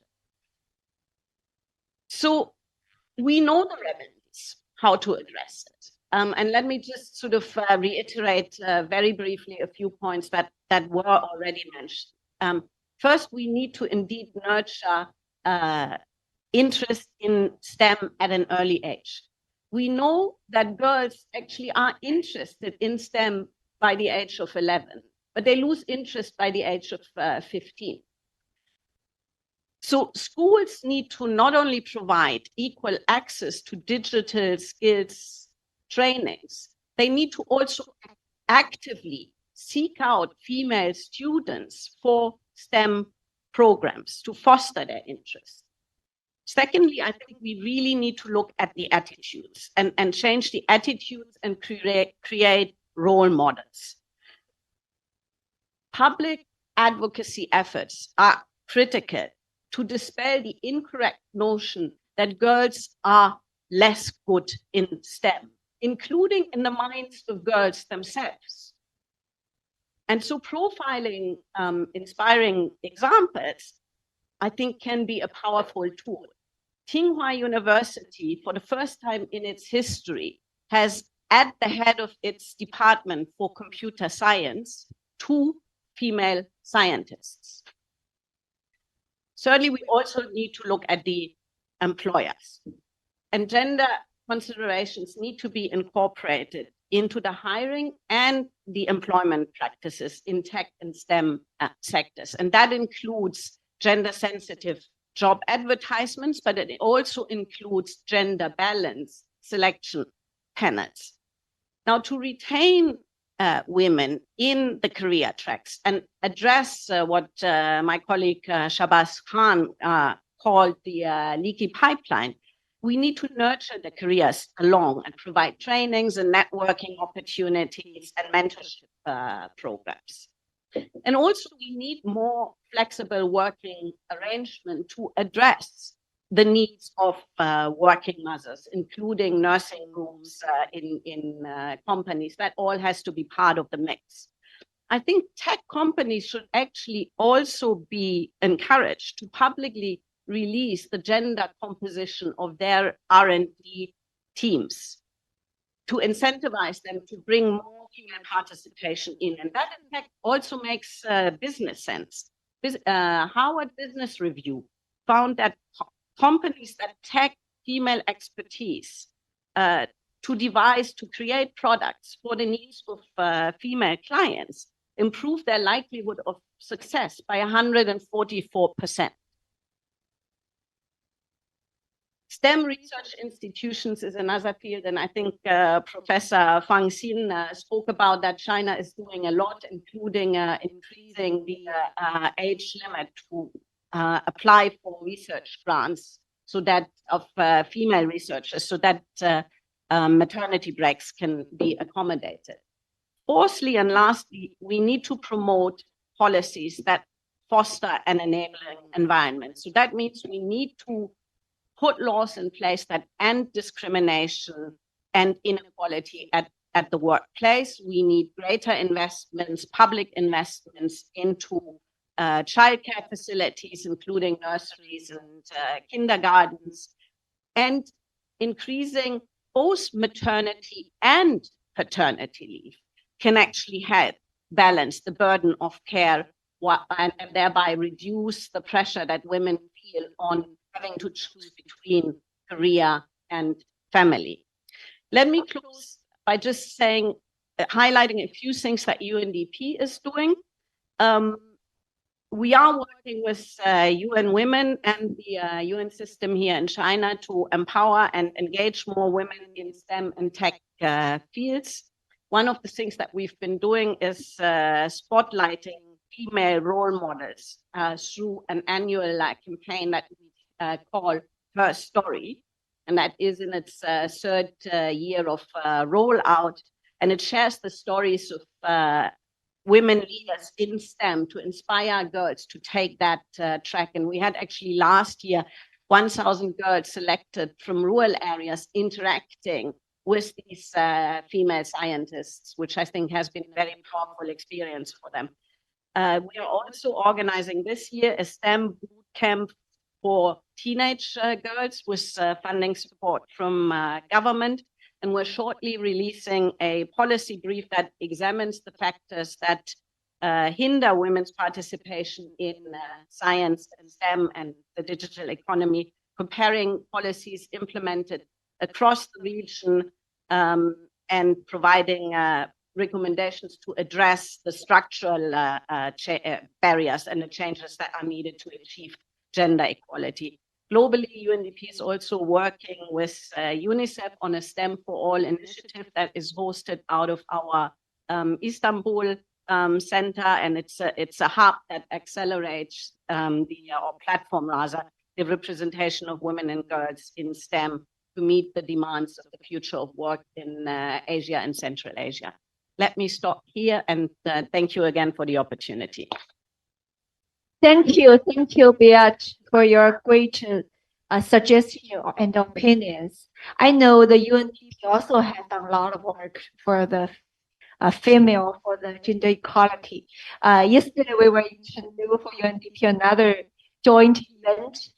Beat, making this event take a lot of attention from the audiences and the others. Let them know how important the gender equality for the development and for the sustainable development in the world. Thank you very much. You also propose some recommendations how to foster the interest and what kind of attitude we should have to build up the career pipeline and how to make our policymakers take attention on this field. Thank you very much. Last but not least on this theme is let me introduce our distinguished speaker is Mrs. Xu Fang, who will be discussing the important topic of the financing gender responsive technology design and development. 徐芳女士呢是2015年的时候就加入了这个独角兽企业。She joined a unicorn business in 2005, and ever since then, she co-created with Galaxy Ventures as a managing partner, focusing on digital supply chain investment. So, as one of the founders of Galaxy Ventures, she is responsible for the pre- and post-investment management, team building, and she has been engaged in multiple projects which have generated very impressive results in the past years, and covering AI, PCB, industrial internet, and also in many other areas. So she's one of the most influential female investors in the past years, and also she has very rich experience in multiple projects in multiple sectors. She sets a very good example as a female in the investment field. Good afternoon, ladies and gentlemen. 很高兴今天来这里。 Very pleased to be here with you. at this roundtable session. And I've heard so much from the previous speakers from different perspectives. So my perspective might be a little bit different. I am work in B2B investment. So I will share with you from a perspective as a businesswoman, and what kind of opportunities we can enjoy in this digital economy and digital era, and what differences we can make. First of all, I would like to share with you about the recent changes in this new era, since the supply and demand formula has changed. In the past, we focused on limited supply, and the whole industry relies more on the supply side, or put it in other words, in productivity. But now in digital economy, we're focusing more on the platform power, which is more about the demand side, which means that the business development relies on the customers or customers' needs. And there will be no boundary when it comes to the consumers' needs. So this is the very major change in the past years. Another major change lies in our core assets. In traditional industries or sectors, the major assets include the machineries and facilities and factories. But in this new age, the main assets of a business are their brains or soft powers. So it is totally different from what was like in the past, which is labor intensive or resource intensive. And thirdly, we think the biggest change is the level of technology actually increase the productivity. Every time we talk about innovation, innovation is driven by demand. So when there's a change in the consumption, that will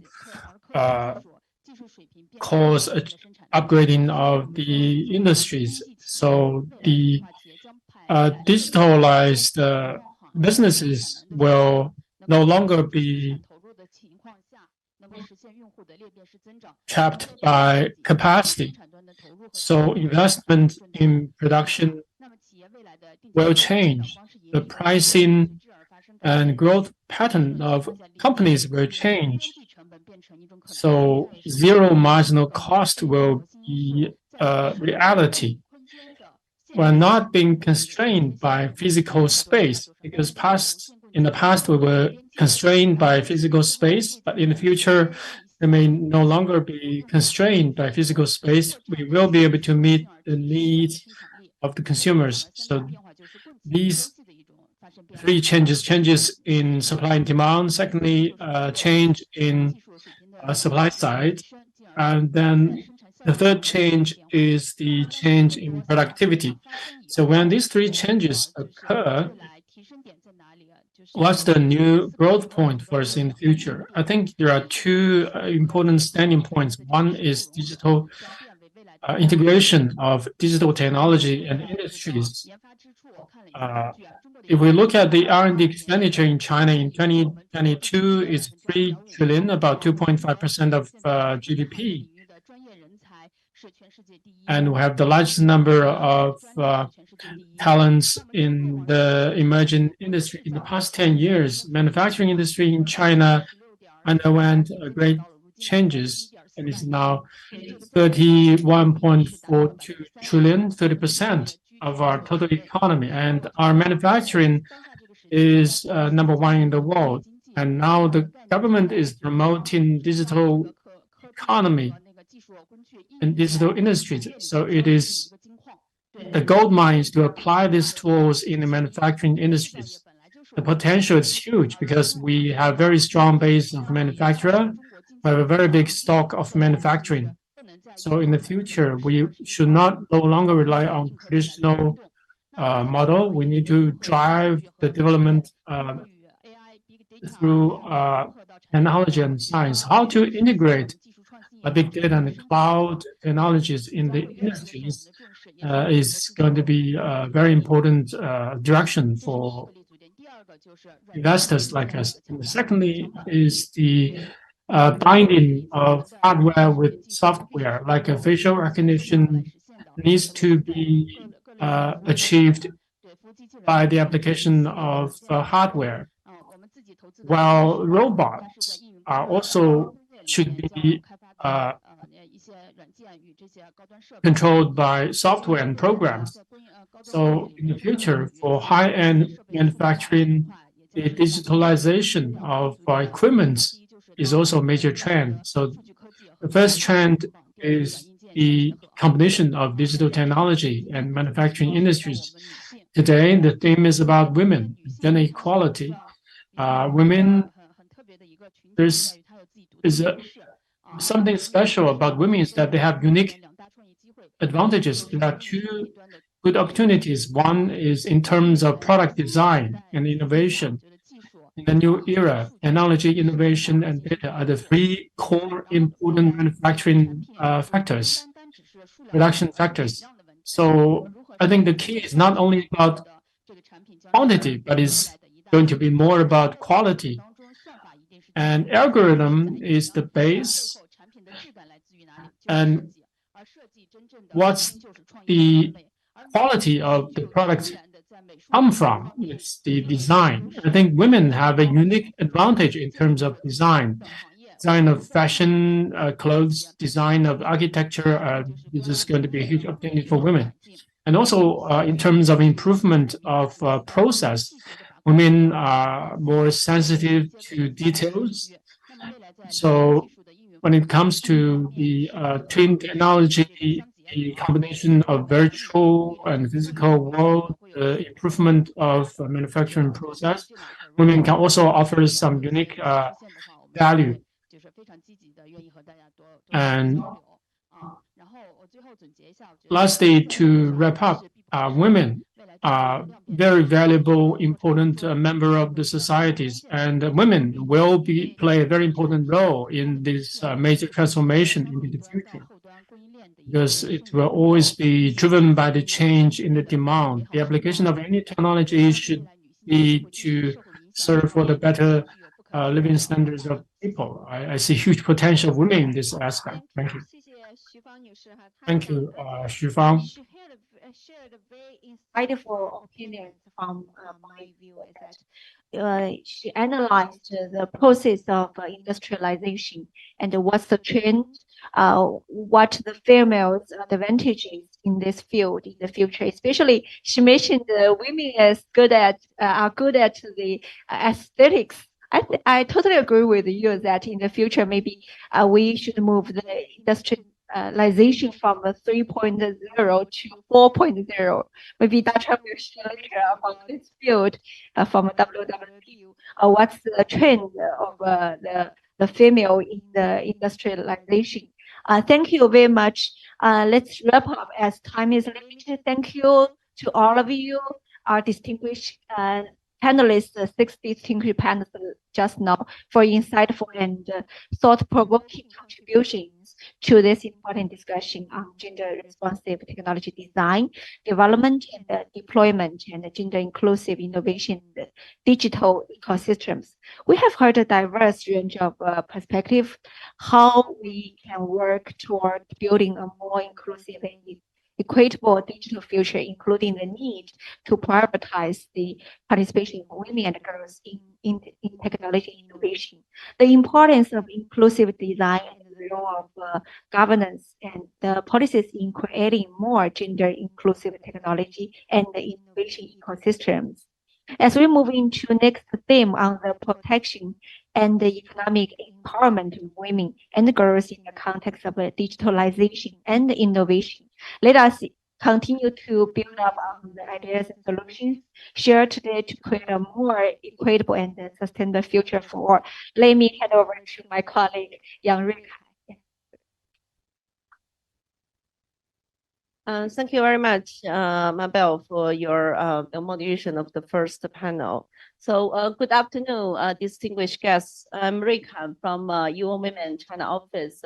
Once again, on behalf of my country representative, Ms. Sariti Ariel, I would like to send her apologize for not being able to participate this afternoon's event because she's not feeling very well today. Again, I'm very delighted to welcome you to attend the second roundtable discussion themed on protection and economic empowerment of women and girls in the context of digitalization and innovation. As we know that the digital revolution has increased the unprecedented opportunities for women's economic empowerment and improved access to education, healthcare, and social services. However, it's also important to notice that the technology and innovation actually brought new challenges and risks, and particularly for women and girls who are vulnerable to online harassment, cyberbullying, and other forms of gender-based violence. So in this roundtable, we will explore how we can leverage digitalization and innovation to protect women and girls from harm and promote their economic empowerment. Our distinguished speakers for this theme will share their insights and experience on the subject, and I'm very confident that this discussion will provide valuable guidance for policymakers, development partners, and stakeholders to work towards a more inclusive and equitable digital world.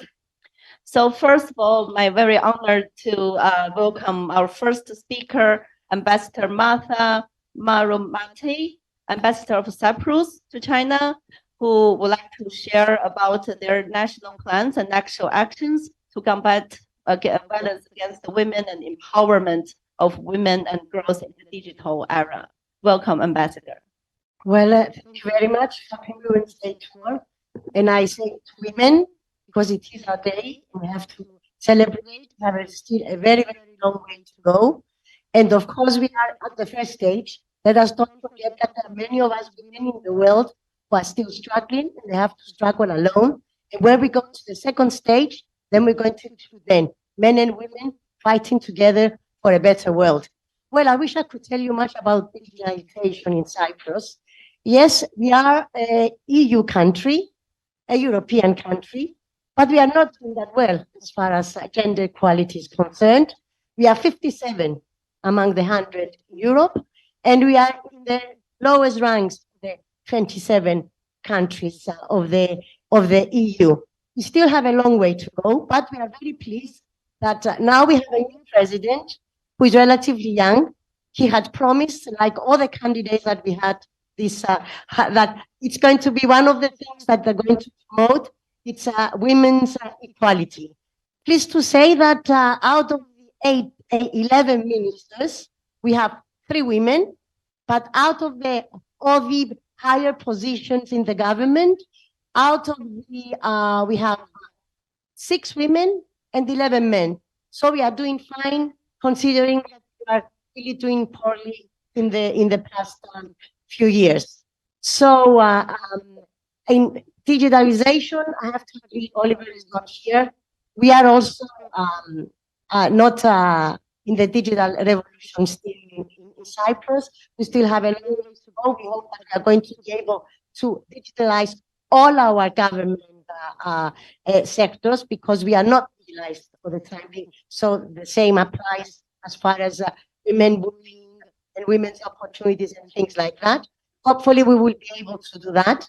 But when it comes to my ministry, I will just share with you a few of my thoughts. When it comes to our ministry, we are doing fine. We have a lot of women ambassadors. Things were not that easy. Just consider, I have 2 children, 24 and 27. When we gave birth 25 years ago in Cyprus, and we were abroad, they pay us an overseas allowance. They will cut from our education allowance. They will cut from our house allowance, because we were on leave, on maternity leave, just to show you how things were. And don't be very shocked. I'm sure it happened in a lot of countries. When Oliver said that she was one of the lucky women, yes, this is very true for a lot of us. Oliver, and I'm very happy that you said that, because not things are very rosy. We are an EU country, we are still fighting. And when I think that my great aunt, she was an educator, considered the first feminist in Cyprus, the first feminist journalist, We didn't know anything about her until 20 years ago. We didn't know her story. Why? Because nobody cared about women. Women went out to study because we didn't have a university. She was one of the lucky ones, like you, Oliver, as you said, that you were lucky. She went abroad to study. What did they study? It was to become educators and to become musicians, go to the Sorbonne. If they were lucky, they came from the wealthy families. It was a privilege of the boys. But this great aunt of mine, who at the time, of course, she was considered a feminist, but when you think about it, that was a triptych. It was always country, religion, and faith. She tried to persuade the families of young girls, send them the wealthy ones, of course, send them abroad to study so they can come back and they're going to be better mothers and better wives. You see, it depends from which background you come. What is more important? Is it your education? Is it your health? Or is it your food? I mean, we live in a very diverse world. And I think that panels like this give us the opportunity to express ourselves and say about our countries and be honest about our countries. Cyprus still has a long way to go, as I said. I mean, we don't have women in the technological who study to mathematics, the STEM, as you call it. Even though they are doing much better in the gymnasium, in the high school, they're not going to send them to study mathematics or technology. Now things are changing, even though there are more than 50% of the educated people in Cyprus, they are women. They will go and do the traditional education. But of course, in my case, I have two kids. They are both in arts. So a boy and a girl. So it's okay. Whatever they want to do, they can follow their dream. That's why, and you were right, Beate, until the age of 12, they want to study one of the STEM, but then at the age of 15, they change their mind. No, we have to encourage our children, at least the ones that we come from countries where women have the opportunity to follow their dream and see what they want to study. They could be technology. I'm not good in math. I was never good in math. I'm only good at playing with my grandmother cards up to 100. I was good. After that, I wasn't good. So this is the thing. So let's hope that yesterday we were together, Mabel, and with Beate in Chengdu. We talked about resilient cities and the GDS, the Sustainable Development Goals, that of course we don't, Cyprus, as far as women is concerned, we have erased poverty, we have health, it's good and everything, but there's a long way to go as far as economy is concerned, as far as women in the decision-making process. In the parliament, very few women, but we have a speaker of the parliament who is a woman and a young one. So slowly we are getting there. Let's see, I'm going to give the chance to our new president, what he promised that he's going to do for women. He's been surrounded by women. We have a commission for women's for gender equality issues, and we're going to see how things are going to progress. So actually, Beate, just today she told me that she wanted me to make a little speech. So I'm just going through my notes to see, I was listening to everybody and see what would interest people. As you, Oliver, 83% of our laws in Cyprus about, sexual violence, they are very good, they are in place. But this is the thing. You have to educate people, not just to have the laws. You can, of course, you have to apply the laws, but if you don't educate people, nothing is going to change. We have to continue educating. I mean, we saw China, one of the ladies said about this one, that the Manhattan Project, she was a woman, but she never got the prize. It was all accredited to men, but things are changing. And bravo, huh? Half of the billionaires in the world, half of them are women in China. Good for you. I mean, it's a way of moving forward. So let's hope that we, as I said, we are 57 in Europe. The salaries are more or less, they are the same in the public sector. As far as the private sector, 8% we get less than the men, of course, naturally, because they think they're better. So we are going to continue. So I'm proud to say that I'm having the chance to say again about my great-great aunt, whose name was Polixeni Loisias. She used The end of it, it was Loizu, which is the U, which in Greek means you belong to somebody, and she changed herself not to belong to anybody.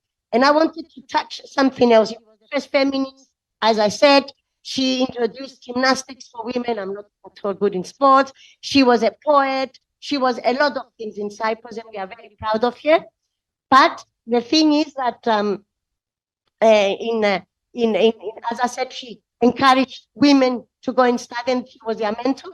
And also something she did that I would like to mention, and thank you for giving me the opportunity. She also cared about the working class women, the poor women, and she had Sunday schools, so she will give the opportunity to poor women to come to school. And that's what we women have to do. We have to help each other, be mentors. The ones, it's hard for us. And as I always say to my daughter, what you take for granted, I had to fight for it.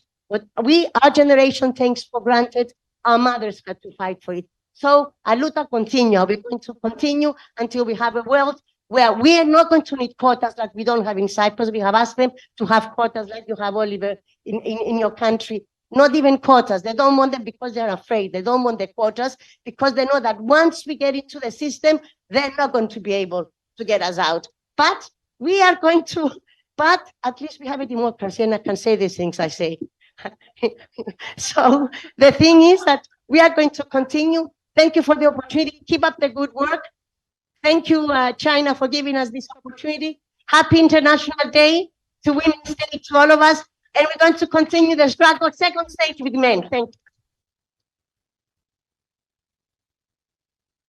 you. Thank you, dear Ambassador, for a very, very passionate speech. I think everyone is, very, very motivated by your speech. And I think the one thing that you mentioned is very, important is the opportunity for every woman to live the life that they want to be. I think that is the ultimate goal that, all of us here today wants to achieve. So thank you, Ambassador, again for your, speech. And I'd like to move to our next speaker.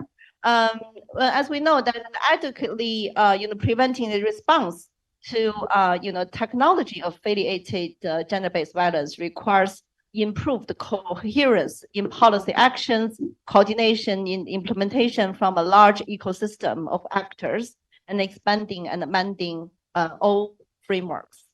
So enhancing the transparency and accountability on how public and private sector entities use data, strengthen trust in data-driven products and services, and ensure more equitable distribution of benefits shall be on the agenda of all the stakeholders. So next, we would like to hear the sharing from Mr. Liu Zhen, the Vice President of Kuaishou Technology, and I'm sure everyone here today knows Kuaishou. So he's sharing with me on the development of gender-responsive internet technology and community. I would like to briefly introduce Mr. Liu. Mr. Liu has the heads the international public affairs sector of Kuaishou Technology. Before he joins Kuaishou in 2020, Mr. Liu worked in the Ministry of Foreign Affairs of China since 1997 in the Department of Western Europe Affairs, Asian Affairs, Hong Kong, Macau, Taiwan Affairs, and the Consulate General of the People's Republic of China in San Francisco, Office of Commissioner of the Ministry of Foreign Affairs of China in the Hong Kong SAR. So let's me give the floor to Mr. Liu Zhen, please. Thank you. Yeah. Hello, everybody. I'm from Kuaishou Technology, and as you know, Kuaishou is a short video and live streaming platform. According to the latest statistics, there are 367 million active users, and the average using time for these 367 million users are 128 minutes per day. So, right. When in the beginning of the founding of the company, the founders want to create a fair and inclusive platform.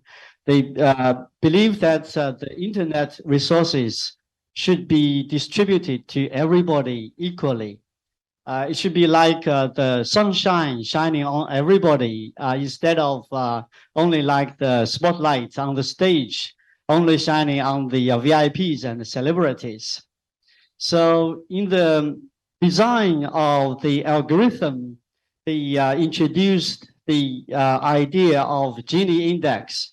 We try to evenly distribute the resources to every user, which means that even if you are a first-time user, your short video will be recommended to 100 people to view it. But later on, if you can, whether you can have more followers depends on your performance on the platform, on the quality of your short videos. I recently there's a third-party organization. There's statistics showing that on the Crash platform, there are 57 users are female.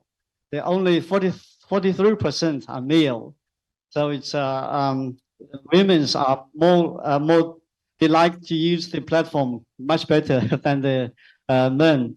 So at the same time, we want to try to by using the technology of artificial intelligence and the very strong team of review. We try to eliminate the bad things towards certain groups like the internet violence or the prejudices towards women. So we try to make it a healthy environment for everybody.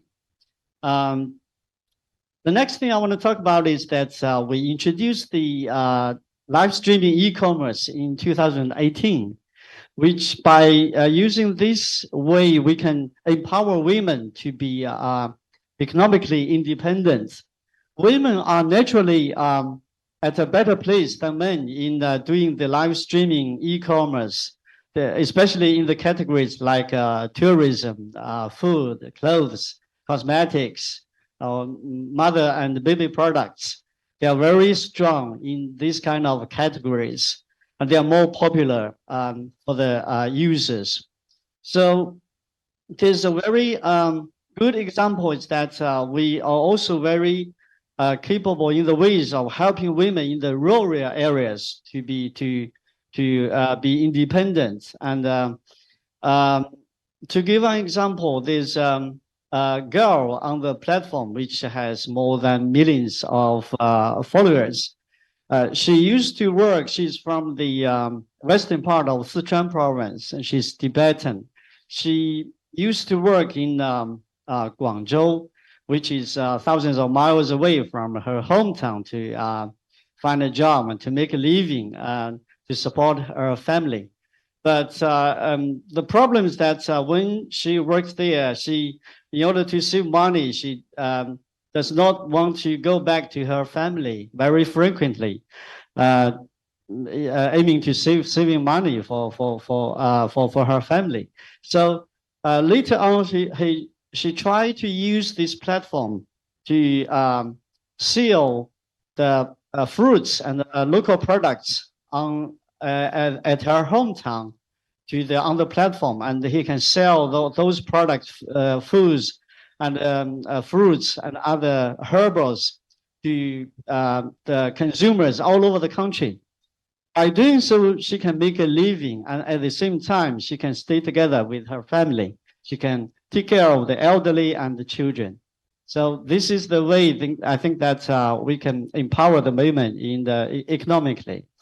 In the last several years, we try to cooperate with different organizations to promote the gender equality and other topics with UN missions and other international organizations.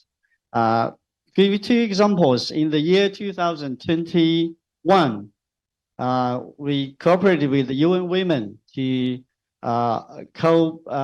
host a Pay for She program, and we invited a peasant woman from Henan province who had a very miserable life during at her age, because her parents sold her to a man for 3,000 renminbi yuan just to get money to give his brother a marriage.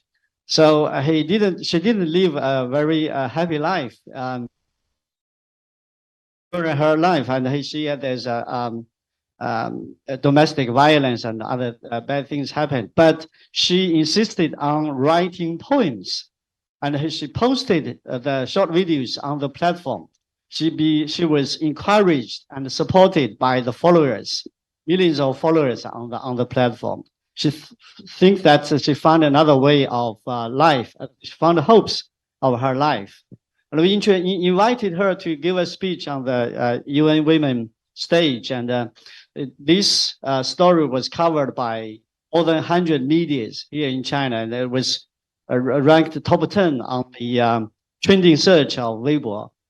And in last year, we also cooperated with the UNDP by co-sponsored the Tech for Her program. And we invited the women scientists and doctors and the astronauts to share their stories on the platform, to encourage girls to study the science and to focus more on the science and technology area. So we are preparing to cooperate with more international organizations to do these kind of things in the future. According to the latest report of the China Internet Association, the short video users has just surpassed 100 million by the end of 2022, which covers more than 97% of all the internet users in China. So we think that the short platform is short video platform is welcomed by many people. So we think that we have a bigger responsibility to promote topics like gender equality and the participation of women in science and technology area. So today is the International Women's Day, and in China we promote the International Women's Day into the Festival Goddess. So Happy International Women's Day and 女神节快乐，谢谢。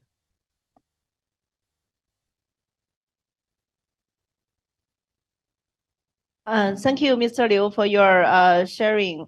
I think everyone of us today here is, knows the importance of the, short video platforms and how, we could work together to shape the narrative on, gender-related topics. So I would like to invite our next speaker, Ms. Dora Citi, Chief of Child Protection of UNICEF China. Dora has been working for UNICEF for over 15 years and has extensive experience in education and child protection in countries like Ethiopia, Mozambique, and China. She will share UNICEF's experience in digitally empowering girls and speak to its importance in context of lifelong learning opportunities, as well as understanding how technology can fuel cyberbullying, harassment, and violence, and the international best practices on interventions to prevent and respond to these issues. The floor is yours, Dora. Thank you. Good afternoon, everyone. Happy International Women's Day. First of all, I want to thank the organizers for inviting me and also for organizing this important forum. The internet and the digital world have unleashed unprecedented and educational and learning opportunities for children and young people. They can learn, access information, and even stay connected. However, even if we know little about it, or to a less extent than general statistics, we know that girls neither experience nor use digital technology as their male counterparts. A study by Girl Effect and the Vodafone Foundation found that boys are 1.5 times more likely than girls to own a mobile phone and 1.8 times more likely to own a smartphone. Girls are usually at a disadvantage when it comes to adoption of digital products. They have less access or use to digital technology compared to boys, and are not benefiting in the same way. And in some regions of the world, this is more acute. For example, South Asia is the one that has the most dramatic gap. Bridging this digital divide is essential to unleash the potential that girls have beyond their imagination. But to do so, we need to consider three important platforms and tools. And the second one is digital literacy. But the third one is also online safety. And I want to speak about this since it's the topic. And being safe online is not only a right for girls, it's not only protecting them from violence, but it's also going to contribute to digital empowerment. Without a safe experience, girls will not be able to access the digital world. We know, in general, that production, dissemination, and distribution of child sexual abuse images have increased at an unprecedented rate and scale, especially during the pandemic. And this is globally in every country of the world. And we also know that girls are more exposed to abuse and gender-based violence online and offline. 52% of young women globally have experienced some form of digital harm, and 87% of them believe the problem is getting worse. An analysis done by the Internet Watch Foundation found that 86% of images of child sexual abuse materials are related to girls. And exposure is also aggravated by the fact that girls are often lacking the digital skills, the way of the skills that enable them to keep safe, to protect themselves online, or to ask for support. And usually they tend to feel helpless. So in addition to suffering abuse, they are also more exposed to feeling helpless and not knowing what to do or how to manage the digital platforms. So what are the solutions to address online safety and also contribute to bridging the digital divide in an empowering way? First of all, we need laws, policies, and regulations that establish mechanisms to safeguard children online with a gender lens, understanding the specific needs that girls have and the specific risks, and also defining roles and accountabilities of different stakeholders. Second, digital solution products and contents are usually defined as default users. So they don't have a gender lens. They're designed for everyone and probably most likely for boys and men. They fail to consider the limitation that girls are facing in accessing platforms, their needs, and how to keep safe. So we must include not only a child rights lens, but also a gender lens when we're talking about girls. We need to understand what they need to know, how they behave online, and how we need to design all the apps and products so that those needs are kept in mind. Third, we should push for digital literacy.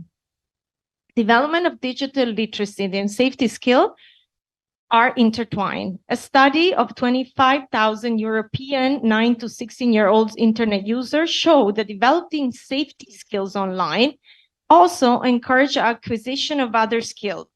So it means that being safe online and being digitally literate to be safe online will contribute for girls to access other information, to learn and be empowered. And to this respect, adoption of in-school programs have proven very successful around the world. So digital literacy is a mainstream subject in schools, and safety should be a key component of it. Fourth, digital awareness should also reach parents, teachers, and the wider society. If we don't tell parents what being safe online for their girls is, what the risks are, and how we can help them, and the same with teacher, it's a bit too much of a responsibility for girls to manage this on their own. Fourth, the engagement of the information, communication, and technology industry is essential. They need to ensure implementation of safety by design tools with the gender lens, with the child rights lens, They also play an important role in promoting digital literacy and safety awareness through their platforms and in different ways through their products. Fifth, we also need more data and research on the specific experiences of girls online. As mentioned, we don't have enough as we have for the overall public. And finally, there is a need to establish, strengthen, and disseminate safe, accessible reporting mechanisms, as well as quality victim assistance and support solutions for girls.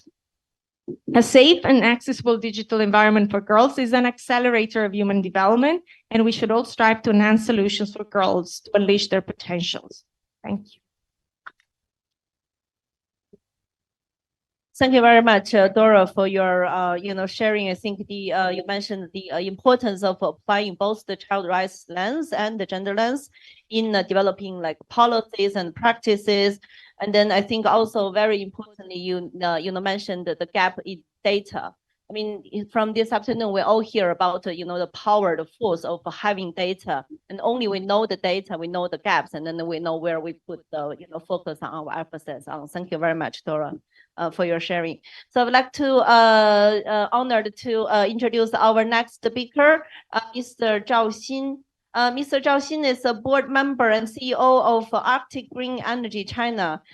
This is a company of a global clean energy company that focuses on the utilization of geothermal energy. With her expertise in business strategies, corporate finance, and compliance, Ms. Zhao has played an instrumental role in promoting geothermal utilization and fighting against climate change. So today, Ms. Zhao will be speaking about what the private sector can do to promote women's economic empowerment in the green transition, which is a very important strategy that for China and then for the whole world. So she will share her insights on how companies can contribute to creating a more inclusive and sustainable economy, and how we can ensure that women and girls are not left behind in this process. Please, Ms. Zhao, look forward to your sharing. Thank you. Thank you. Thank you very much. Your Excellency, distinguished guests, ladies and gentlemen. First of all, thank you for invitation of CCG and UN Women. It's a great pleasure and great honor to speak amongst these wonderful guests. My name is Zhao Xin. I'm a global board member of Arctic Green Energy, a clean energy company focusing on use of geothermal to provide technologies in clean space heating. We have business in China, in Iceland, Singapore, UAE, Germany, and later we will add a few new countries to our list, hopefully. In China, we have partnered with Sinopec, Zhongguo Shihua, which is the largest state-owned enterprises. And we have established China's largest geothermal project. We have business across 8 provinces and 50 cities and counties. So we are providing clean heating solutions to more than 2 million people, including residents, schools, and hospitals. And accumulatively, we are proud to say that we have reduced the carbon emission reduction to over 10 million tons along the way. The project we established in Xionganyu area was also awarded by IRENA, the International Renewable Energy Agency, as a global showcase of energy transition. So besides business cooperation, we also sponsored multiple level of dialogues on climate change matters, including establishment of China-Iceland R&D Center and the Ministry of Science and Technology. And also we launched the UNESCO training program in Beijing. And also this year, we won the host for the World Geothermal Congress 2023 in October in Beijing. So speaking of gender equality topic, energy sector would definitely be amongst the worst. So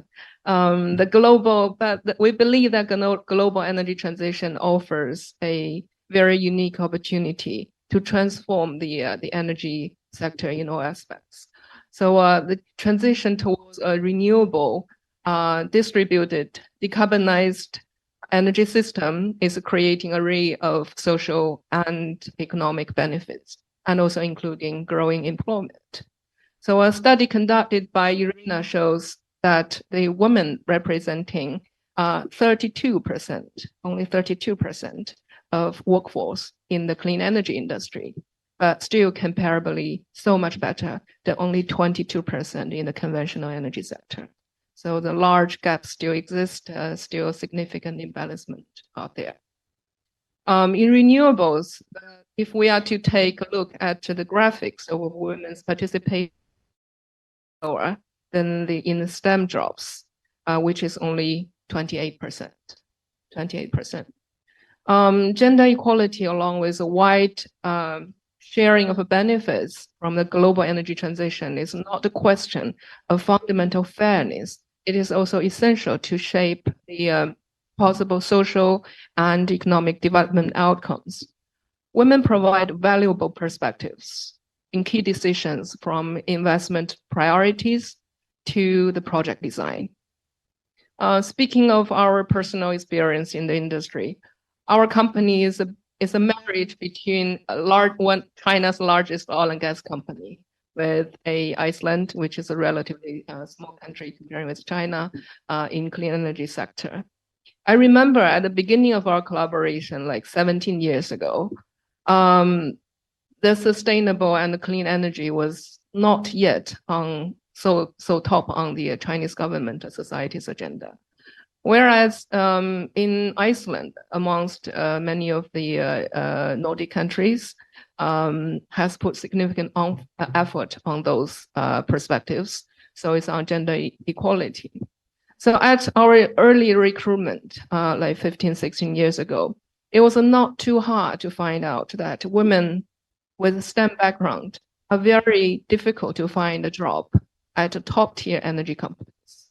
But what we do is that we took that opportunity and we recruited a very large group of female geologists, female engineers, many years ago. And many of them has been growing along the way with the company. For example, we are very proud to say that in China, our chief technical officer, she's a lady. But however, we also find that things changed a little bit when the business is growing, employment is growing, industry is growing.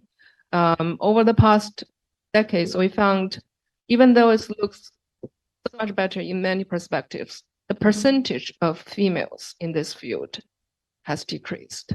So that is something we found quite challenging. I think, first of all, because there's more influence from the oil and gas industry, more engineering, so transferring their original job to this clean energy, that's a major factor. But then later, the social norms comes, the family balance, the culture, the childbirth, education, family relationship, etc., etc. So what shall we do? So we take actions. So we fight for it. We take actions. So we bring back the gender issue to the table. Not only is a matter of fairness, but because it's a force of nature. The decentralized nature of the renewable applications brought energy choices to households and communities where women tend to have much, much greater voice. So this year, we will be celebrating the World Geothermal Congress in Beijing this October. I'm very proud to say that, like the international event like this, we will be having a side event called the Mulan Yehua, the dialogue with Mulan. So we really appreciate effort from like Professor Fang Xin and also the science communities in this field. And we are working very closely with International Geothermal Association, IGA, to have a gender equality requirement at executive board. So it is practically very difficult to just follow what it's supposed to be, just make a voice and make a request. So in our training program this year, partner with UNESCO, gender requirement will also be in place. So bring this international dialogue and cooperation with very conventional mindset to the international community and be open to the world, I believe will help the dilemma in our industry. So in the end, I think in recent years, I'm very happy to see there are more women participating in clean energy, and the industry do need to encourage and retain more women and promote them and to fill it with the growing need for skills.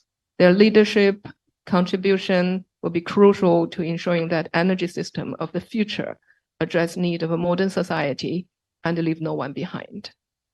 Promoting gender equality and including gender consideration at all levels should be highly prioritized in both public and the private sector. So I do believe the dialogue like this will definitely add momentum to closing the gender gap in renewable energies and beyond. So thank you and happy International Women's Day. Thank you, Zhao Xin, for your very wonderful remark. I think you mentioned that in your speech, we clearly see the challenge that females are facing in this energy transition period that both happening in China and in the world, and all the difficulties that women are facing. But at the same time, we are very happy to see that there are measures are put in place to both at the corporate level and also as well as in the community level to really empower women to have a justice transition, to have a justice participation in this green and energy transition. So thank you very much for your sharing. So Zhao Xin just mentioned that the energy sector is a very gender, male-dominated, sector. And then our next speaker also coming from a very gender or gender biased or male-dominated sector from the gaming sector. So the next speaker is Ms. Kathy Gong. So Kathy is the co-founder and CEO of Wafa Games, a cutting-edge AI gaming company that has been acknowledged by MIT's technology review. She's also the chief ambassador as Xtereo, a leading multi-world startup for next-generation games and developers. Peer to her work in gaming, Kathy founded AI Law, a legal service startup that aimed to reduce barriers and make legal services more accessible, especially to women. As a female entrepreneur and a female leader in the gaming industry, Kathy has valuable experience and insights on the relationship between technology, innovation, and gender equality and women's empowerment, especially on technology, innovation, ecosystems, inclusiveness, the need to have shared responsibility and aligned efforts by all parties. So Kathy will be sharing her unique insight on the development of a gender-responsive digital ecosystem and different roles that different stakeholders can play. So please join me. Welcome, Kathy. Thank you. Thank you, everyone. Thank you, Rika. It's been wonderful to be included. And I want to just give a special thanks to Ambassador Oliver and beyond Ambassador Matthew. I think you two should run for the president, next president for your country. You'll be empowering, inspiring so much girls and male and female across the board. I feel that's by saying that I also that highlights the importance of the role of female role model, right, and female mentors. By being in the room and just sitting here as a female entrepreneur myself and listening to all the absolutely great women and industry leaders and policy leaders and Mr. Zhao Xin earlier, you feel empowered. You feel that you have a better vision on your path ahead. So I just want to highlight that important role and to also to echo what Ambassador Martha has said, to pay it forward and to empower more girls and help more underprivileged women around the world, because a lot of them are striking and they're struggling a lot. So myself, I have always been an entrepreneur, and I'm working on my fourth startup. At the beginning, I mean, and I never knew what I wanted to do after the graduation. It wasn't a question that's well thought through. So I accidentally become an entrepreneur, and then I saw, it's really hard, it's challenging. It's just man, it's hard. So, but now on my fourth startup, I start to realize that's who I am. That's who I truly want to be, creating things and just making things possible and from zero, from scratch. That's what I love to do. And so maybe I have been, I started my first startup in 2012, and after a few years after my graduation in software development. Obviously, in the past few years, I've been building companies. Some failed, some got acquired, and some is hopefully uprising. The exterior that where I'm and chief and ambassador, which earlier I heard Mr. Xu Fang who speak on the investment finance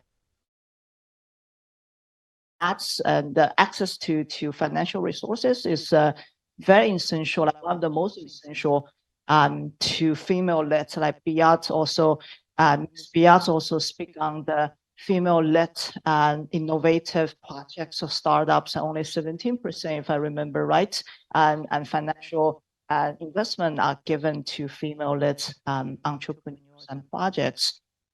So last year, so I learned a lot of things. Right? Last year, Exterior being a young startup, we raised relatively a large first round, $40 million US. But I learned two things. First of all, is that you gotta ask more. You gotta have balls to ask. Because that was my first startup. I've been through many rounds of fundraising.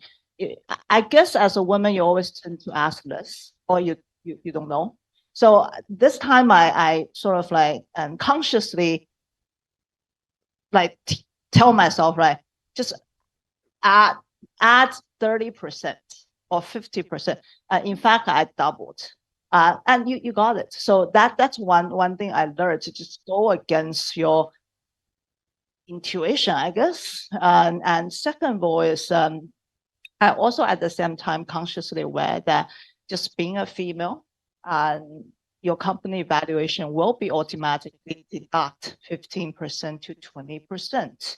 And so you play that balance, right? That each as a founder, which remind me. So I want to and obviously I'm not familiar with had very little experience with policy making and bigger picture, but I've been always on the ground founding and startups. I want to share some of my challenges of being a female entrepreneur, and that probably have an enlarged representation across other female-led and startups or projects or other goals.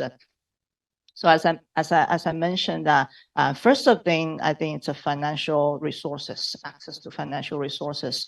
Back to 2012, when I built my first company, and during the fundraising, I have received several term sheets and requiring specifically not to get married within X amount of years, not to give birth within Y amount of years. It just it's not that unusual. And trust me, they're not the worst VCs out there, right? Because of most of them, as a first timer and a female entrepreneur, you just got rejected without even knowing why, without someone ask you a question. If a VC can give you a term sheet, just say, you need to make sure you focus on the company, therefore no marriage, no kids. They are the better ones already, and realistically speaking. And so as I said, even until today, every round we try to raise, I'm consciously aware that I will be reduced. My value will be reduced. Therefore, my company's value will be reduced 20%. So how can we make up that 20% by asking more? Of course, also by being more solid and more competitive than our competitors and to make up that gap. And we naturally have, because we're females. And I also remember. And and we will often have those what you call the portfolio company and gathers, like where all the founders of company that being invested by your mother company, not mother company, the investment funds such as like Tencent or in our industry, 35 those bigger companies, and you just start to see that in the software development, maybe the ratio, say, a female and led entrepreneur startup who receive at least one round is around like 10%. And then into the gaming and is into 1% range. And now I venture into a more uncharted space, which is AI, metaverse, blockchain. Just to have even a high level female entrepreneur decision makers are hard to find as well. So I sold my actually first company, which was my second startup in 2017, and at 11 million US dollar, which is not a big round, not a big acquisition for startup. But I remember that the negotiation, also the price was negotiated hard and hard and hard down, centered by one argument or a set of arguments that after 3 years, and in the next 3 years after acquisition, my ability to lead will be dramatically declined because, first of all, I will shift my priorities to family, which like men shouldn't shift their priorities to family. Is that what said? And second of all is because I was approaching 30. Jesus Christ, excuse me for using the Lord's name in fact. As a woman, I'm 30, I'm already declined. Just I was angry, like when I was much younger, I was angry, still young and hard. But now I learned to play my games better, such as, before I would just, F you, like get out of the room. Now I say, okay, I will, you shortcut me here, I will try to shortcut you there.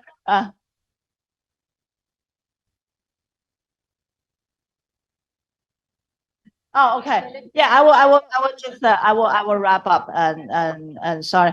And so anyway, that's the second challenge I'll go to. I think many address and today is the discrimination and misjudgment. I've shared a funny example that I called my mom yesterday, told her that I will be participating a UN Women and City organized event. My mom asked me, is there fashion and fine dining and flower cutting related events? I said, no, no, why do I have to be? And that's my mom. That's another woman's head, the roadblock, that mental block I have. And I don't know whether you have, I'm sure all of you have heard of the OpenAI at ChatGPT. And I also encourage you to use it. Right now, the ChatGPT reply like more than 70% of my emails. And I just sitting here, I asked the ChatGPT a question. What are the good toys for 5-year-old boys and 5-year-old girls? The answer is there are many great toys for 5-year-old boys and girls that can help them to develop. Toys for 5-year-old boys, building toys such as Lego or building blocks, cars and trucks, action figures such as DC superheroes, sports equipment. Toys for 5-year-old girl, dolls such as Barbara and American Girls, art and craft supplies, dressed up clothes such as princesses, play kitchen or tea seats. So, that's the recommended toys for girls for ChatGPT. So that's why today's the topic is so important, because this is AI. This is AI generated answers that exist here because it exists here. Exists in my mom's head. That's when we are teaching our boys to become heroes and warriors to conquer the world, while teaching our girls to be princesses, waiting to be saved, right, by a prince. Kathy, sorry, sorry, I have to interrupt you. We have another session after Oh, this. yeah, so I will just stop here and leave the open question for all of us. We have a long way to go. I look forward to the day that man suggests they have International Males Day, then we will know that was the time we have achieved the gender equality. Thank you, Kathy, for your very passionate, speeches. And then we actually in the past, the UN Women Yes, I had a very successful, like event with Cassie talking about the gender stereotype in the game industry. And then Cassie was a very, enthusiastic speaker at the event. So thank you very much. I think everyone enjoyed your, sharing, despite that we know like the women entrepreneurs and, success, there are still so many barriers and, the example for ChatGPT. Thank you so much. So this come to the end of our second round table discussion. And thank you all, for your very passionate, contributions and sharing. And it is very clear much that there's much to be done. And we actually here on our table, we have four, very, honored observers. So I would like to also invite them to give a very short, reflections or interventions on your thinking about the event so far. So the first, observer is Paulette and Basel, the ambassador of Panama to China. Ambassador, please. Thank you very much. Deeply, what shall I say, cognizant of the time. I want, first of all, to wish everybody a happy. I am so happy to have been invited here today, and as you can tell, I did not expect to say anything, but I am totally, I would like to say that I'm totally inspired by what I've heard here this afternoon. And I just to say that the Bahamas, we are very much interested in pursuing digitization and the digital economy. Those are very important matters for my government. We are an extremely small country, for those of you who don't know. We number about 400,000, but we are a very proud and very forward-looking country. I would say that in terms of advancing digitization and the digital economy at home, I would like to see us take more into account the gender elements. So what we've heard here today really resonates with me and is very important. I am also totally encouraged, and I feel that our future is bright. And I know that we, if only these women in this room move it forward, it's going to move forward. So thank you very much for being a part of this. Thank you, Ambassador. So next one is Her Excellency Anne Lefong-Chun, Ambassador of Seychelles to China. Ambassador, please. Thank you, Chair. Happy Women's Day to every woman here and everywhere. I am here listed as observers. I didn't know observers speak, so maybe in this forum we do. But very quickly, just to say, yes, I'm also very impressed with the presentations that I've heard today. As a woman, I actually am very comforted that we know that in the future we have strong women who will make sure that things happen. But what is important is that the policies, the decisions that are being made about women are often made by men. So that's one that we need to realize. So by educating women, we must also educate men. We must not leave men behind, because they are the ones who are actually making the decisions on our behalf, because they are the majority in many of the areas that we all have mentioned today. So if we women were in majority, then we would have made decisions differently and we would have been more to our advantage. But as long as men are up there and the decision made by them, they don't feel what we are feeling. So this have to change. So I think that is important to be made. But just very quickly, as I say, Seychelles, we are very tiny. If my colleague ambassador said she's small, we even smaller. We just a dot in the ocean, but a beautiful dot in the ocean, as you know that.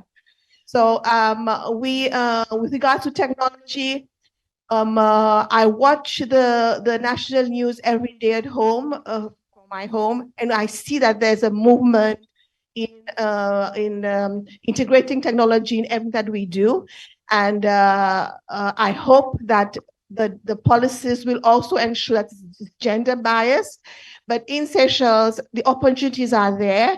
And sometimes it's the women themselves sometimes who restrain themselves by saying, they can't do that, or they have children, or they won't be able to make the time.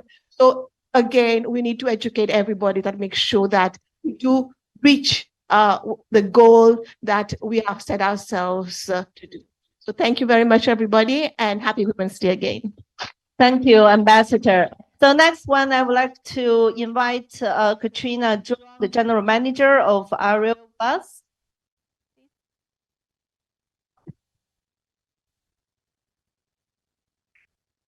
Okay, thank you. Good afternoon, everybody. I'm Katrina Zhang from Ariel Plus. So first of all, I want to say Happy Women's Day. And I want to interview the gentleman. What's your feeling after the... My opinion? Yeah. Well, first, happy International Women's Day to everyone. Thanks to CCG. I was very inspired, especially by our latest speeches, because I think lots of us are talking from a planning perspective or from macroeconomic development. And I was really, especially by Kathy going into her personal experience, very inspiring. So it's about doing things. And I think over the last 20 years, so much has been said and so much has been planned, far lacking behind. And not only on women equality, but on the entire SDG goal. I'm working for WWD, which is a 110-year-old fashion, beauty, and retail industry media. And especially in our industry, when the UN announced the decade of promoting SDGs in 2019, we realized that especially the fashion industry is not doing good in any of the SDGs, not only talking about the 5th SDG on equality and female empowerment. We need to know that all garments, until today, 80% of the garments are produced by women workers, often in very horrible working conditions. But in the fashion and luxury industry, we only have 20% of leadership. And this is now 2023. And all the reports said the world will be different in 2025 or 2030. And this is like 2 years from 2025 and only 7 years to go until 2030. So the time for action is now. Once again, happy International Women's Day. Thank you. Okay, thank you. Thank you. So that's the end of our roundtable discussion sessions. So thank you very much again for your, concentration, for your contribution, and we look forward to continue our conversation even after this, roundtable. Thank you again. Today, this is a day where we have a chance to pause and think about where we are in terms of gender equality and where we want to go. Because, of course, some people will tell you, why is there Women's Day? It should be every day Women's Day. Today, I take it as a pause. For instance, myself, last year, it's the first time I looked at the data on intellectual property and realized only 17% of the patent applications people have been working on for years. So to help us in this pause, and we are here with a company of excellent women leaders to inspire us. And we will be representing foreign affairs, academia, and business viewpoints to discuss this topic. Now, our question as a panel is about ensuring gender equality in decision-making. What are the challenges? What can we do to improve this situation? And the situation is not perfect anywhere. I'm very thankful for the sharing earlier from Uganda, for instance, from Cyprus, for instance. And I can also say I work for the European Union, and also we are not perfect there. Progress is slow, and the setbacks come quickly, as we've seen during the pandemic. So let's keep working on it, and let's get inspired today. We will be starting first with a video sharing for a role model, I would say, from the trade field, who is joining us therefore online, and is Arantxa Gonzalez from Spain, who has played many important roles in trade and was also a foreign minister. So let's do for the video first. Good morning, and thank you very much to the China Center on Globalization and UN Women China for this invitation to join you, even if only virtually, on International Women's Day, this year devoted to the digital economy. Thank you also to Women in Trade Beijing for devoting part of your conversations to women in digital trade. We all know the starting point. The digital economy is competitiveness. It means innovation. It means creativity. It means value added. This is the economy of the future. And I think we all have to work collectively to make sure that we do not transpose the gender gaps that exist in the analog economy to the digital one. This is the main task ahead for all of us collectively. Let me give you a few suggestions to kickstart this conversation of areas where we need to pay a bit of attention. First, on policies and regulations, making sure that we embed the principle of non-discrimination from the very beginning, like we have done in the World Trade Organization on domestic regulations, including non-discrimination between men and women as a core principle. Second is addressing cultural biases, making sure that we have more women role models in this digital economy. Number three is an issue of representation. Women not just being the object of what we discuss, but women being at the table of diplomacy through feminist foreign policies, at the table of trade negotiations. There are many skilled trade negotiators among you. I know that. We need more of that. Women seated at the business associations or in business networks. Four is a question of access to finance. Obviously, without access to finance, thus women will have difficulties to thrive in this digital economy. These are a few areas where we need more action. We need more engagement. We need to work now to make sure we close this gender gap of tomorrow. Finally, making more efforts to support women entrepreneurs in the digital economy, not only in e-commerce, but also women as innovators, as creators of intellectual property, women as developers of technological services will be a great contribution. So, dear colleagues, dear friends, thank you for this invitation. And with this, an invitation to double down to make sure we address the gender gap in the digital economy. Thank you again, xie xie, and hope to see you soon in person. Very much looking forward to learning of your conversations. Good morning, and thank you very much to the China Center on Globalization. Great. That's very good kickoff words and some nostalgia on my side because she is now the dean of the school that brought me to this career and to being with you today. So I'm very happy that she is there now to hopefully bring the next generation of young leader in trade and diplomacy. And we will be starting this panel with diplomacy with Ambassador Suadonik of Slovenia, who has been here for several years, but before that took many different roles.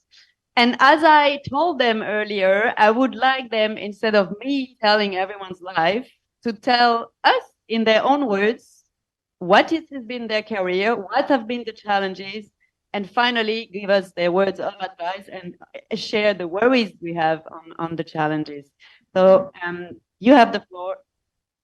Thank you, Helen. My name is Alenka Suhadolnik, and I'm Slovenian ambassador to China since the end of 2019.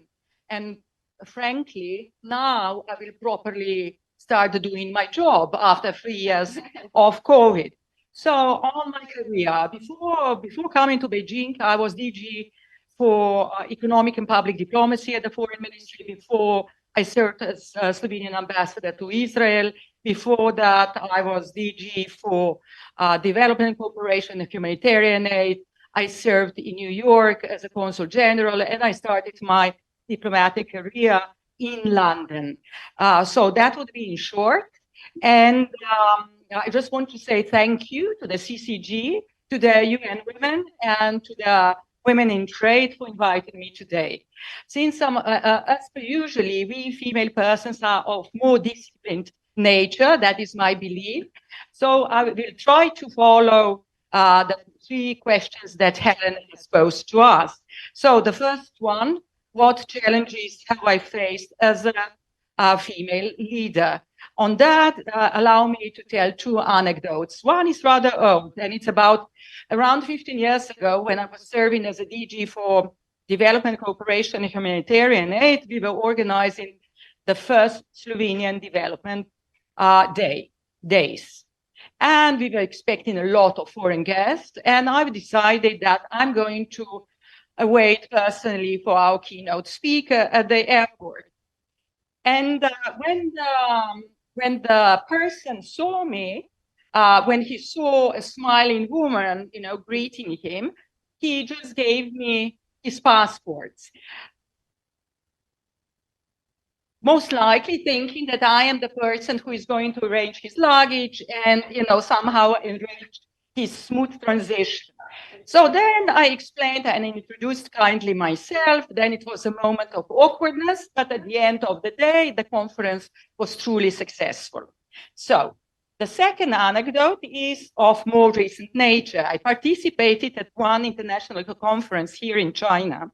And while waiting for my turn to speak at the panel, I was listening to a colleague of mine who was speaking about the importance of women empowerment. During my time waiting for my turn, I started to look at the agenda and at the guest speakers. And to my dismay, I realized that I'm the only female speaker. And it was a big conference.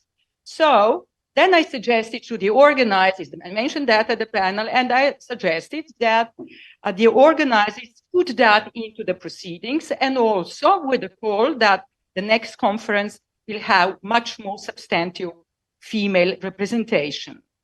According to the audience, they somehow liked my intervention, but unfortunately, I do think that is the only thing that they remembered from my intervention. But that's how it goes. So, what I would say, my advice to women who are just starting out in their career, and actually to all of us, just insist on your voice being heard. If the panel is organized, insist to have female representation. If you are the only female, insist to have one more. And for sure, not just on the 8th of March, and not just on so-called women's issues. And when the stereotypes are applied to you, take it with a bit of humor. That helps always, I think. At the end of the day, it is the other party who should reflect on their own biases. On the second question, how can we cultivate a more inclusive environment that would empower the women leaders? I'd like to give you the example of the policies of my country, Slovenia. The policies that were built, and they are still built, are really, for that, a very important kickoff was, of course, for all of us, the Beijing Declaration and Platform for Actions, and its follow-up processes. But the policies in Slovenia are regularly screened through gender lenses, and structural and adjustments are made. I will just give you a few recent examples. Child provision services and good standard of public kindergartens is, of course, of utmost importance for the female participation in the workforce. That has been the standard in Slovenia for decades, including the 12 months paid maternal leave. But last year, in addition to that, what was introduced was 60 days of untransferable parental leave for both parents. So just to entice fathers to stay at home with a child for 2 months. On the gender equality in Slovenia, we are not doing as badly, especially not concerning the gender pay gap. This is around 3.1. 3.1 is not such a bad number comparing to globally on average that is about 20%. But there is a big difference when it comes to the gender pension gap. And precisely for that reason, the measures were introduced so that the pension gap between women and men is going to be decreased in the new pension policy and pension reform. Concerning the digital inclusion, there was a new act on promotion of digital inclusion that was adopted last year. In that act, there is a particular emphasis on gender and focusing on the digital gender gap, the empowerment of women and girls in science, technology, engineering, etc., etc. As it looks like, some of those programs are functioning well. For instance, I can tell you, which I found when preparing for today's panel, I found as a surprise as well, that among the entrepreneurs in Slovenia, women entrepreneurs are twice as likely as men to start using new digital technologies, 16.3% versus 7% of men. Before it was mentioned, the policy, Arantxa Gonzalez was mentioned feminist foreign policy. I can tell you that I'm proud to say that we have for the first time female foreign minister. That might be one of the reasons for Slovenian foreign policy to be declared feminist foreign policy. But what does that really mean? You know, what is going to be different? Is it anything going to be different?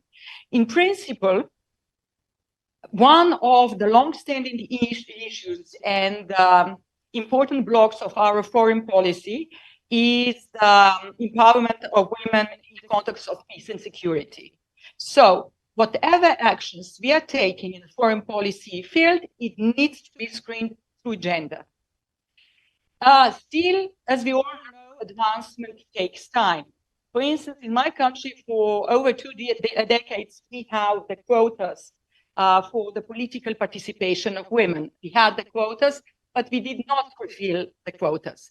But last year, 2022, was really a historical year. Let me tell you, dear colleagues, for the first time, and we are very proud of that, we have the female president, female speaker of the parliament.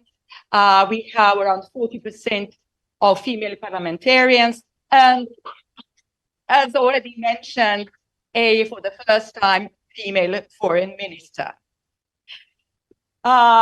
If I may, I would also like to contribute, to your question on how we as individuals can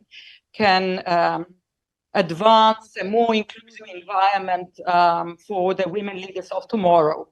I would just say, support younger colleagues, listen to them, let them be your sounding board. My daughter, for instance, is very, very tough sounding board for me. I mean, yeah. As she always says, if you do not raise your voice when needed, what is the message that you're giving to me and to other young females? You need to speak when it's needed. So no time for being a bit tired, a bit blasé, as my daughter Hannah would say to me. In conclusion, I would just like to touch upon the the digital divide and the artificial intelligence that is going to define the 21st century. Algorithmic gender bias is a reflection of the world that we live in. For instance, the Mobile Gender Gap Report from 2021 highlights that women are 7% less likely than men to own a mobile phone and 15% less likely to use mobile internet. There are also around 240 million fewer women than men accessing mobile internet.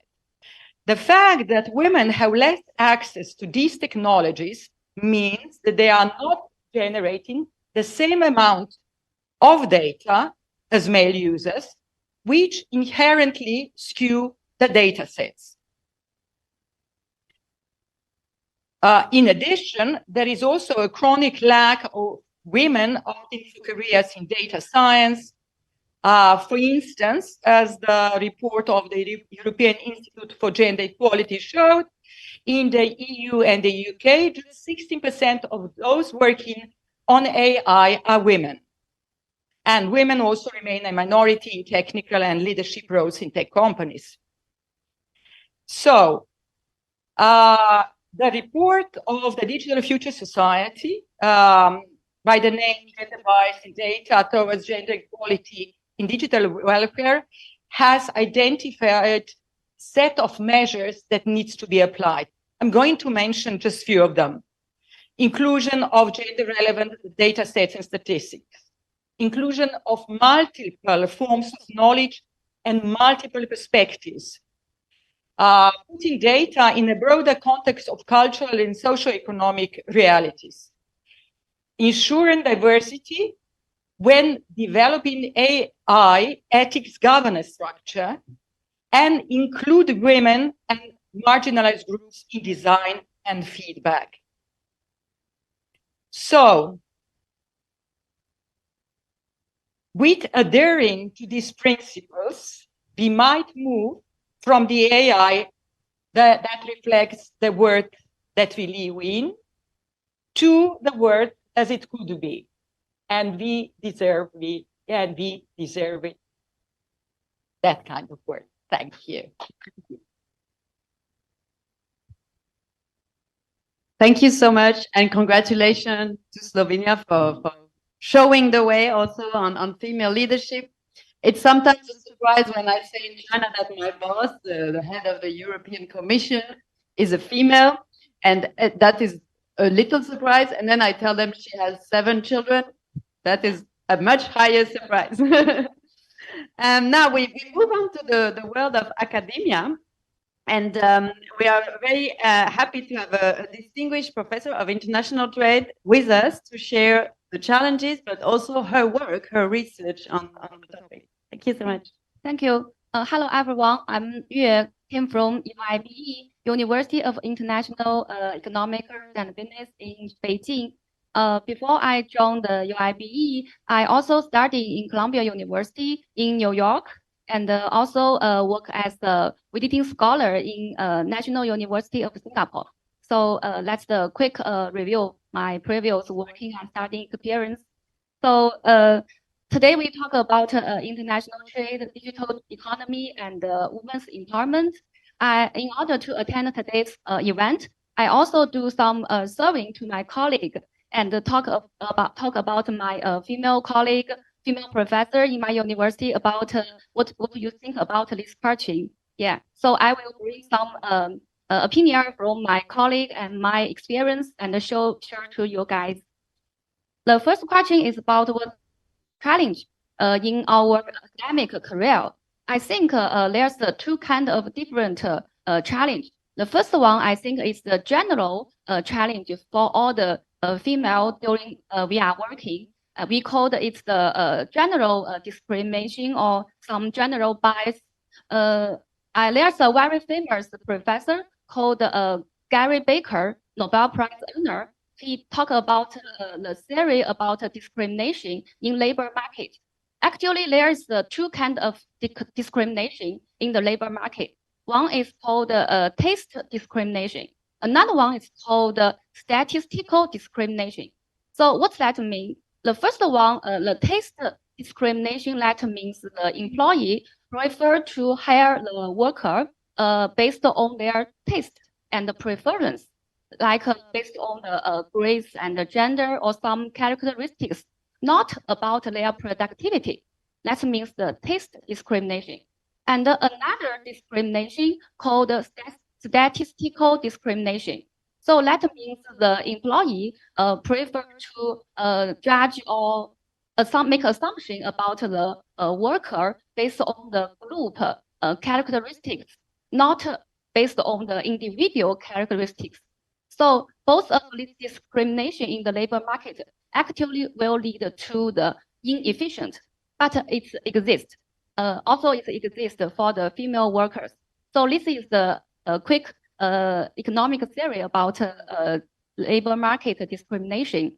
So I think this is also happen in all the female professor during their academic career. Yeah. So I think the general question like how to balance the work and the life time. Yeah. Because you know the academic career is a long-term program. It's not a quick program. We need to pay a lot of time and a lot of attention to it. But I think every female professor also need to balance the time with the family and carrying the baby. So it's sometimes will interrupting the research work. So it will interrupt the academic career sometimes. And also, as you guys know, in China, the traditional culture, we are professor, but we also the teacher. So the family member maybe think we can teach students. We also can teach our child better than other family members. So let's will increase the expectation from the family member to all of our female professor. Yeah. So this is all the some facts of the general discrimination for the female professor in their work. And there are also the academic specific discrimination or some bias. I also will give you guys some evidence from the research work. Actually, there's a lot of academic paper do the research work about the discrimination about the female professor in their research work, do the academic career. We found that the female professor, the proportion is less than the male professor in our university. And also you will find that because the professor can separate to different category, the associate professor, assistant professor, and the professor. So you can find that there's another interesting evidence is with the increasing of the level, there's less female professor. Yeah. So and besides that, we can find that in the high level top journals publication, the female professor's name is less than the male professor. Yeah. But you know, the publication is very important to our promotion and the tenure track. So that's well directly related to female professors promotion and tenure track. Yeah. Okay. And also in the research fundings application, we also have the same situation. Yeah. Female professor get less research funding than the male professor. Yeah. That's the evidence from the research work we found. So we call it's a kind of from academic careers specific discrimination or challenge. Yeah, we might meet in our research work life. Yeah. So based on my previous experience and based on my colleagues' experience, I think I have some experience and suggestion to the young lady who want to join the academic career. Yeah, the first one I think is the most important thing is we need to change the mindset about the female professors' career in the academic. Yeah, we need to be more brave and speak up for our opinion and seeking out the leadership in the university and pursue our academic dream. Yeah, and I think we are not alone. We can work together. Yeah, that's the most important thing. Change the mindset. And the second, I think we can ask some help from the mentor and the supervisor in the same research field because a lot of senior female professor have the more experience than us. In our university we call it the 拜师会. I don't know, maybe some it's kind of the senior and a fresh professor work together as the partner, as the partner pair. So the senior professor can help and give suggestion to the young professor. Yeah. And the third one, I think we need to have the organization and the networking to work together. In our university, we have the Female Professor Association. Yeah, actually, today's afternoon, we also have the celebration in my university. Yeah, we will share the experience and the compliance, the horrible thing in our work, and also give suggestion to each other. Yeah, let's give more encourage and brief to each other. Yeah, and that's all my suggestion and advice to the young ladies who want to do the research work in the academic career. And I think I already answered the first and second question together. And for the last one, how the digital economy to bridge the gap of the gender divide.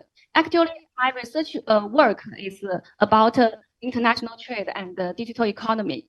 So that means my research work is highly related to today's topic. Based on all my previous research work, we found that there's many ways for the digital economy to help to bridge the gender divide. The first one is help the women more easily to access the big market. Yeah, because use the digital platform, they can do the e-commerce on the online and can target to a large market, not only domestic but international market, like use AliExpress and some Amazon and something else. They can do the international business. Yeah. And the second one, they can have the much skill learning and the technology learning online with each other, and use the online website and e-commerce to do some skill training. And also they can found the partner and found the networking online together. There's a lot of community and like some group to help each other and to do the business. Yeah. And we found that not only the digital economy bring the advantage and the benefit to the female, but we also need to think about there is some challenge and disadvantage. Because usually for the women, they don't have the naturally experience in learning the skill, like the digital tool, how to use the digital tool. And sometimes, especially for some rural area in China, women cannot quickly learn the digital, like the digital economy, some skill and the technology. So it will also enlarge the gender divide in digital economy. Yeah, so let's also need to pay some attention to that possible new challenge in digital economy. Yeah, that's all my opinion. Thank you. Thank you so much, Professor. And I'm very happy to hear you talk about women helping women and the networking and the mentoring. This is also why Women in Trade was created as an informal group. And I know women helping women is a topic that Karen Guo is very keen on, and she's our last speaker today. And she has a long career, not only in China, but also outside of China, working for a multinational company. So she's here to give us her view. Karen. Thank you very much for having me again. Good afternoon. A bit about myself. I'm Karen Wu, born and raised in Beijing. I've been working in EU study and working in EU and America, and of course my home country, China. Most of my career is in with private sector, and I quite enjoyed it. I would say that I was very lucky. I was born in the 70s, so I've experienced the whole opening up the fast pace of China's GDP, double-digit growth. So that is like haven't aged, if I recall it back. So, yeah, but just like me, it's just been experiencing the whole fast growing economy. Currently, I have two titles. The first one is I'm working for Novalis. It's a material science global company, a multinational corporation, and we provide a material science. It's a material science company. We provide a lightweight a solution covering quite a few value streams. For example, aerospace, automotive, and can. And another title is I won't say I enjoy more, but it's really interesting. I'm also the chair of the business sustainability of AmCham China. And a bit about this committee. It's been established back in 2014. That is also a milestone that ESG has been highlighted in China's agenda to many MNCs here in China market. I'm the first chair there, and I'm still working there. I really enjoy working with my peers from all other chamber members, and we get together very frequently, discuss on what the priorities on ESG sustainability. And for this year, is certainly about low carbon and the new ESG agenda. Yeah. Talking about the and the first question I ever got is about the challenges that have been faced as a woman leader. In China, when we talk about challenge, we always talk about opportunity first. So yeah, to my observation, actually, for example, in the AmCham, the member companies, most of us, we had done a survey, most of us, like more than 90% of the companies, we have set up the goal, sustainability goal. And part of the sustainability goal is gender equality. For example, many companies, including mine, we have the 2025 goal that to have at least 30% of women in the board and also in leadership team. We are not there yet, but we are working on that. I believe many of my peers from other MNCs, they're also working on that. I think that is good in overall environment that provide us a very more gender friendly environment in business with a specific goal. And also with the involvement, talking about technology, I think the involvement of technology, actually that also provides more opportunities to women in the tech world. That is very impressive. Before joining Novalis, actually, I was working between China and Silicon Valley for a couple of years for venture capital. So I've witnessed lots of, especially in China market, actually in startups, there's lots of founders of women. That is very, very impressive. And so that's about the opportunity. It's good and positive. But meanwhile, we are facing quite some challenges. I have quickly listed a few ones.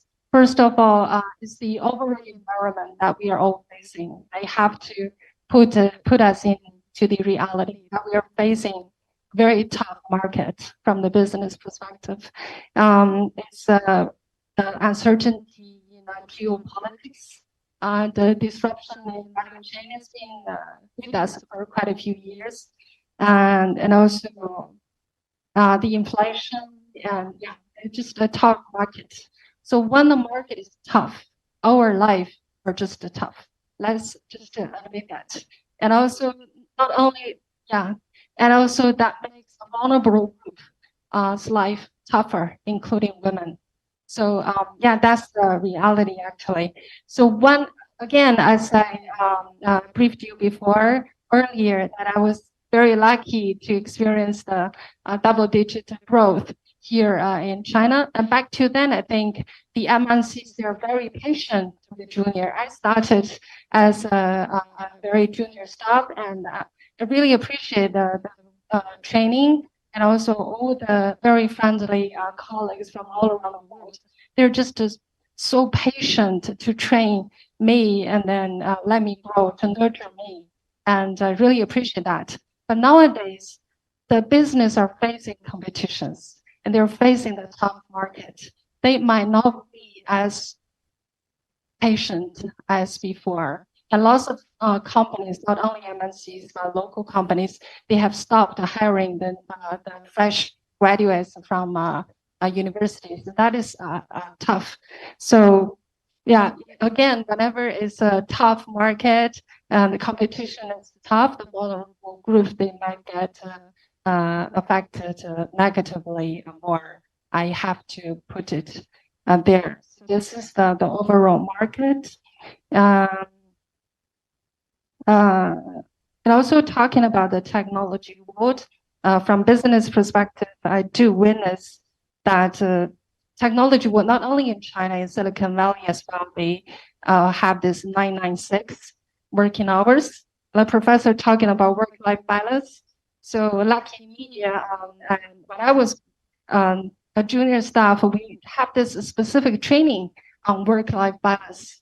And it's like a one day, it is all men and women, all the colleagues get together. We have this specific training, like a treat for us. And that is, a working time. And now if you ask me, what is work-life balance? I don't know anymore. Because, the tough market, the competition, and everyone, you have to really just always be alerted. So, lucky me, I'm a senior executive. I think it is tougher for the junior staff. So that's the reality. And this, I'm not blaming the tech world, but they do bring this culture. And I won't call it toxic culture, but they do bring this requirement for efficiency, for the immediate response, this kind of corporate culture. So again, I'm not blaming them. They do brought us a lot of communities on that. And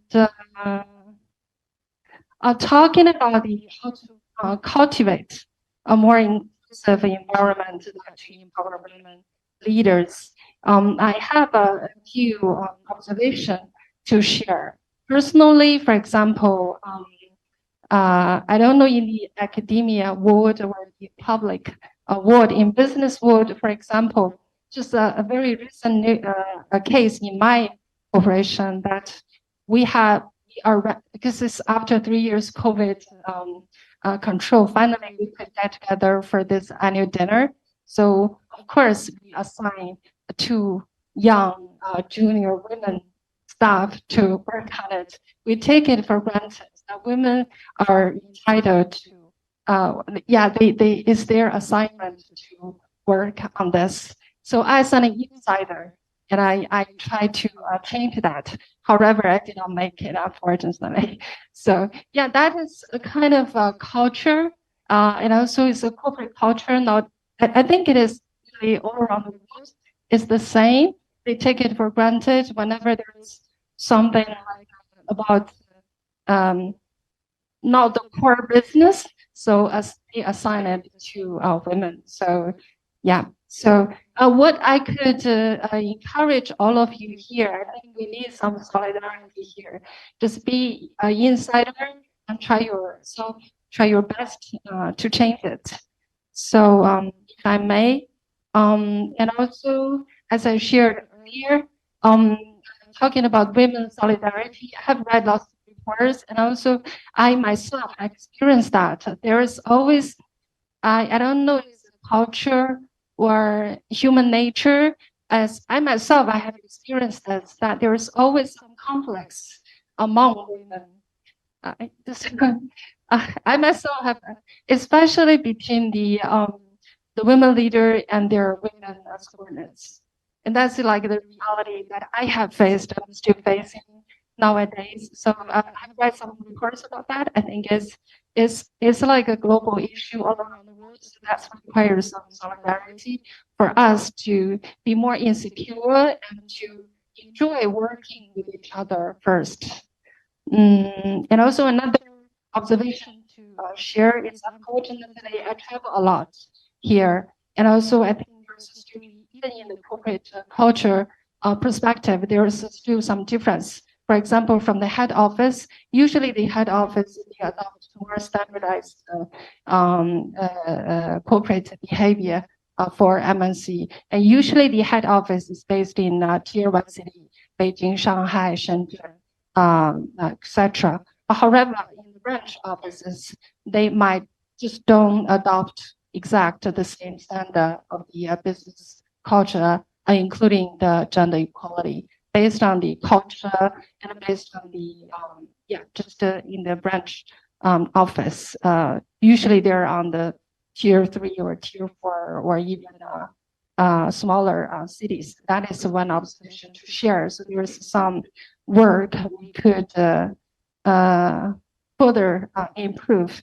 Again, as a woman leader, I believe, and as always an insider inside of the corporate, there's lots of changes we could make, and we just need to continue working on it. Last not least, talking about the trade, how can the trade to bridge the gender digital device? I think from the MNC's perspective, the multinational corporation, there is a lot for us to do, not only to bring the best practice in business in a standardwise, but also to bring the best practice in sustainability, and also the gender equality is certainly part of that.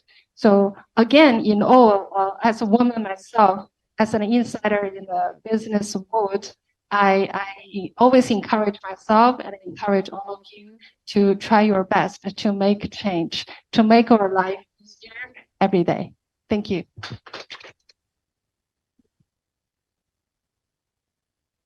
Thank you so much also for bringing a bit the sobering touch. It is true, we are in difficult times. You know, I mean, we've seen the challenges we face. I mean, healthcare, climate change, peace, obviously. It's huge. But these challenges, we will not be able to confront them if we use only half of the ideas and half of the energy. And I've seen a lot of energy today from our 4 speakers.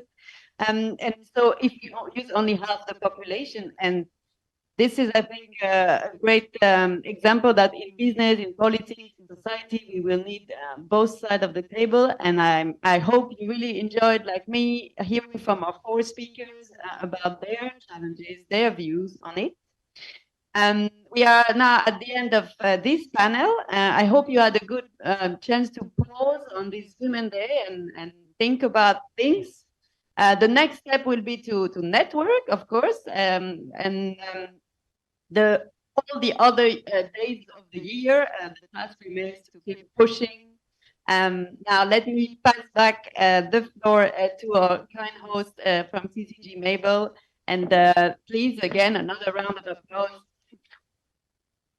Thank you very much for being with us till the end of the program. My name is Kate Stone. I'm the district counselor at the political section of the South Korean Embassy. It's an honor for me to make remarks at the closing of the session on behalf of Women in Trade Beijing. Just to kind of wrap up what we just heard from this special dialogue, we tried to, Women in Trade in Beijing, try to frame the question so that it would be less policy oriented. It's at the end of the program, something light and something that we could draw from real experiences from our women leaders. And that's exactly what I think we got today. Her Excellency, Ambassador of Slovenia, I hope I pronounced her name right, Suhadolnik.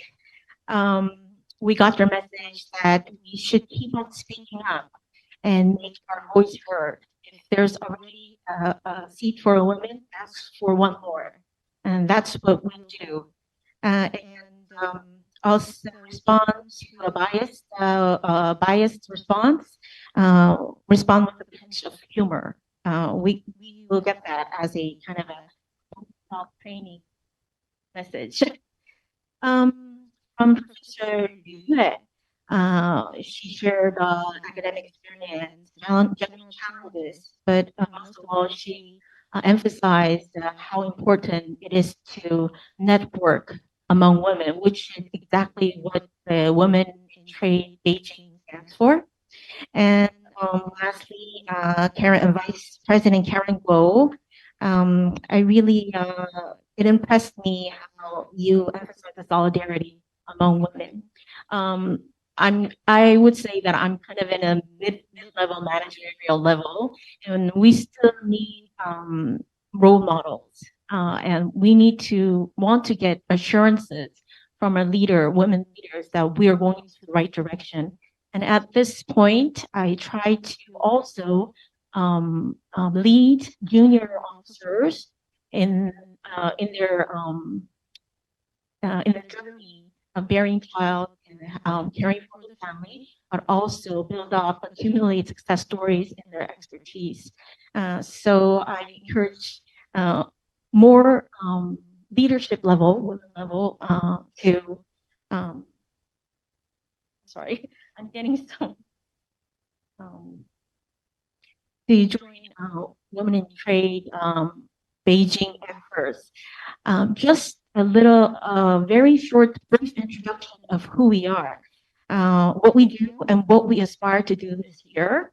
Women in Trade Beijing is an open, loose, voluntary, informal network in Beijing, bringing together women mainly in business and in trade.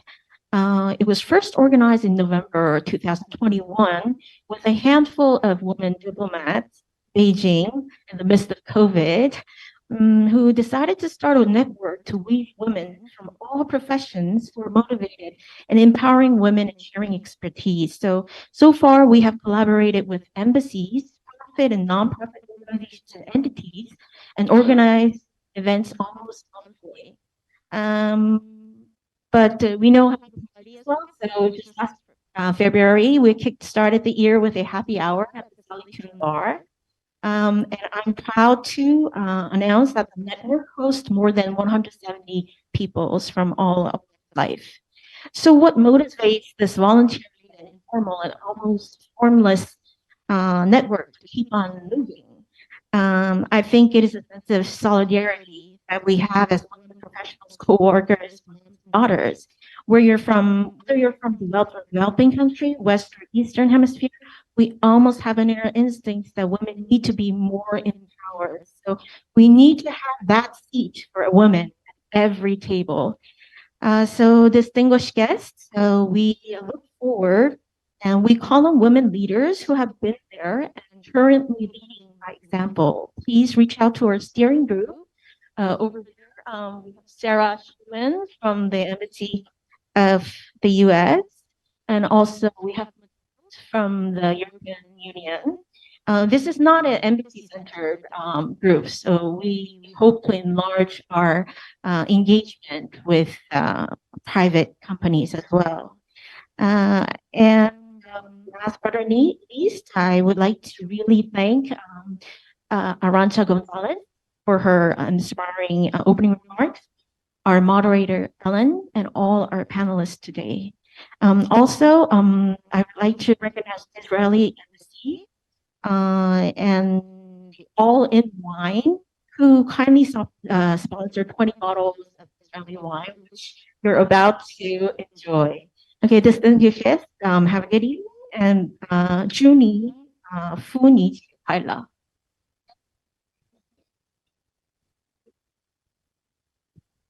Thank you, Ken.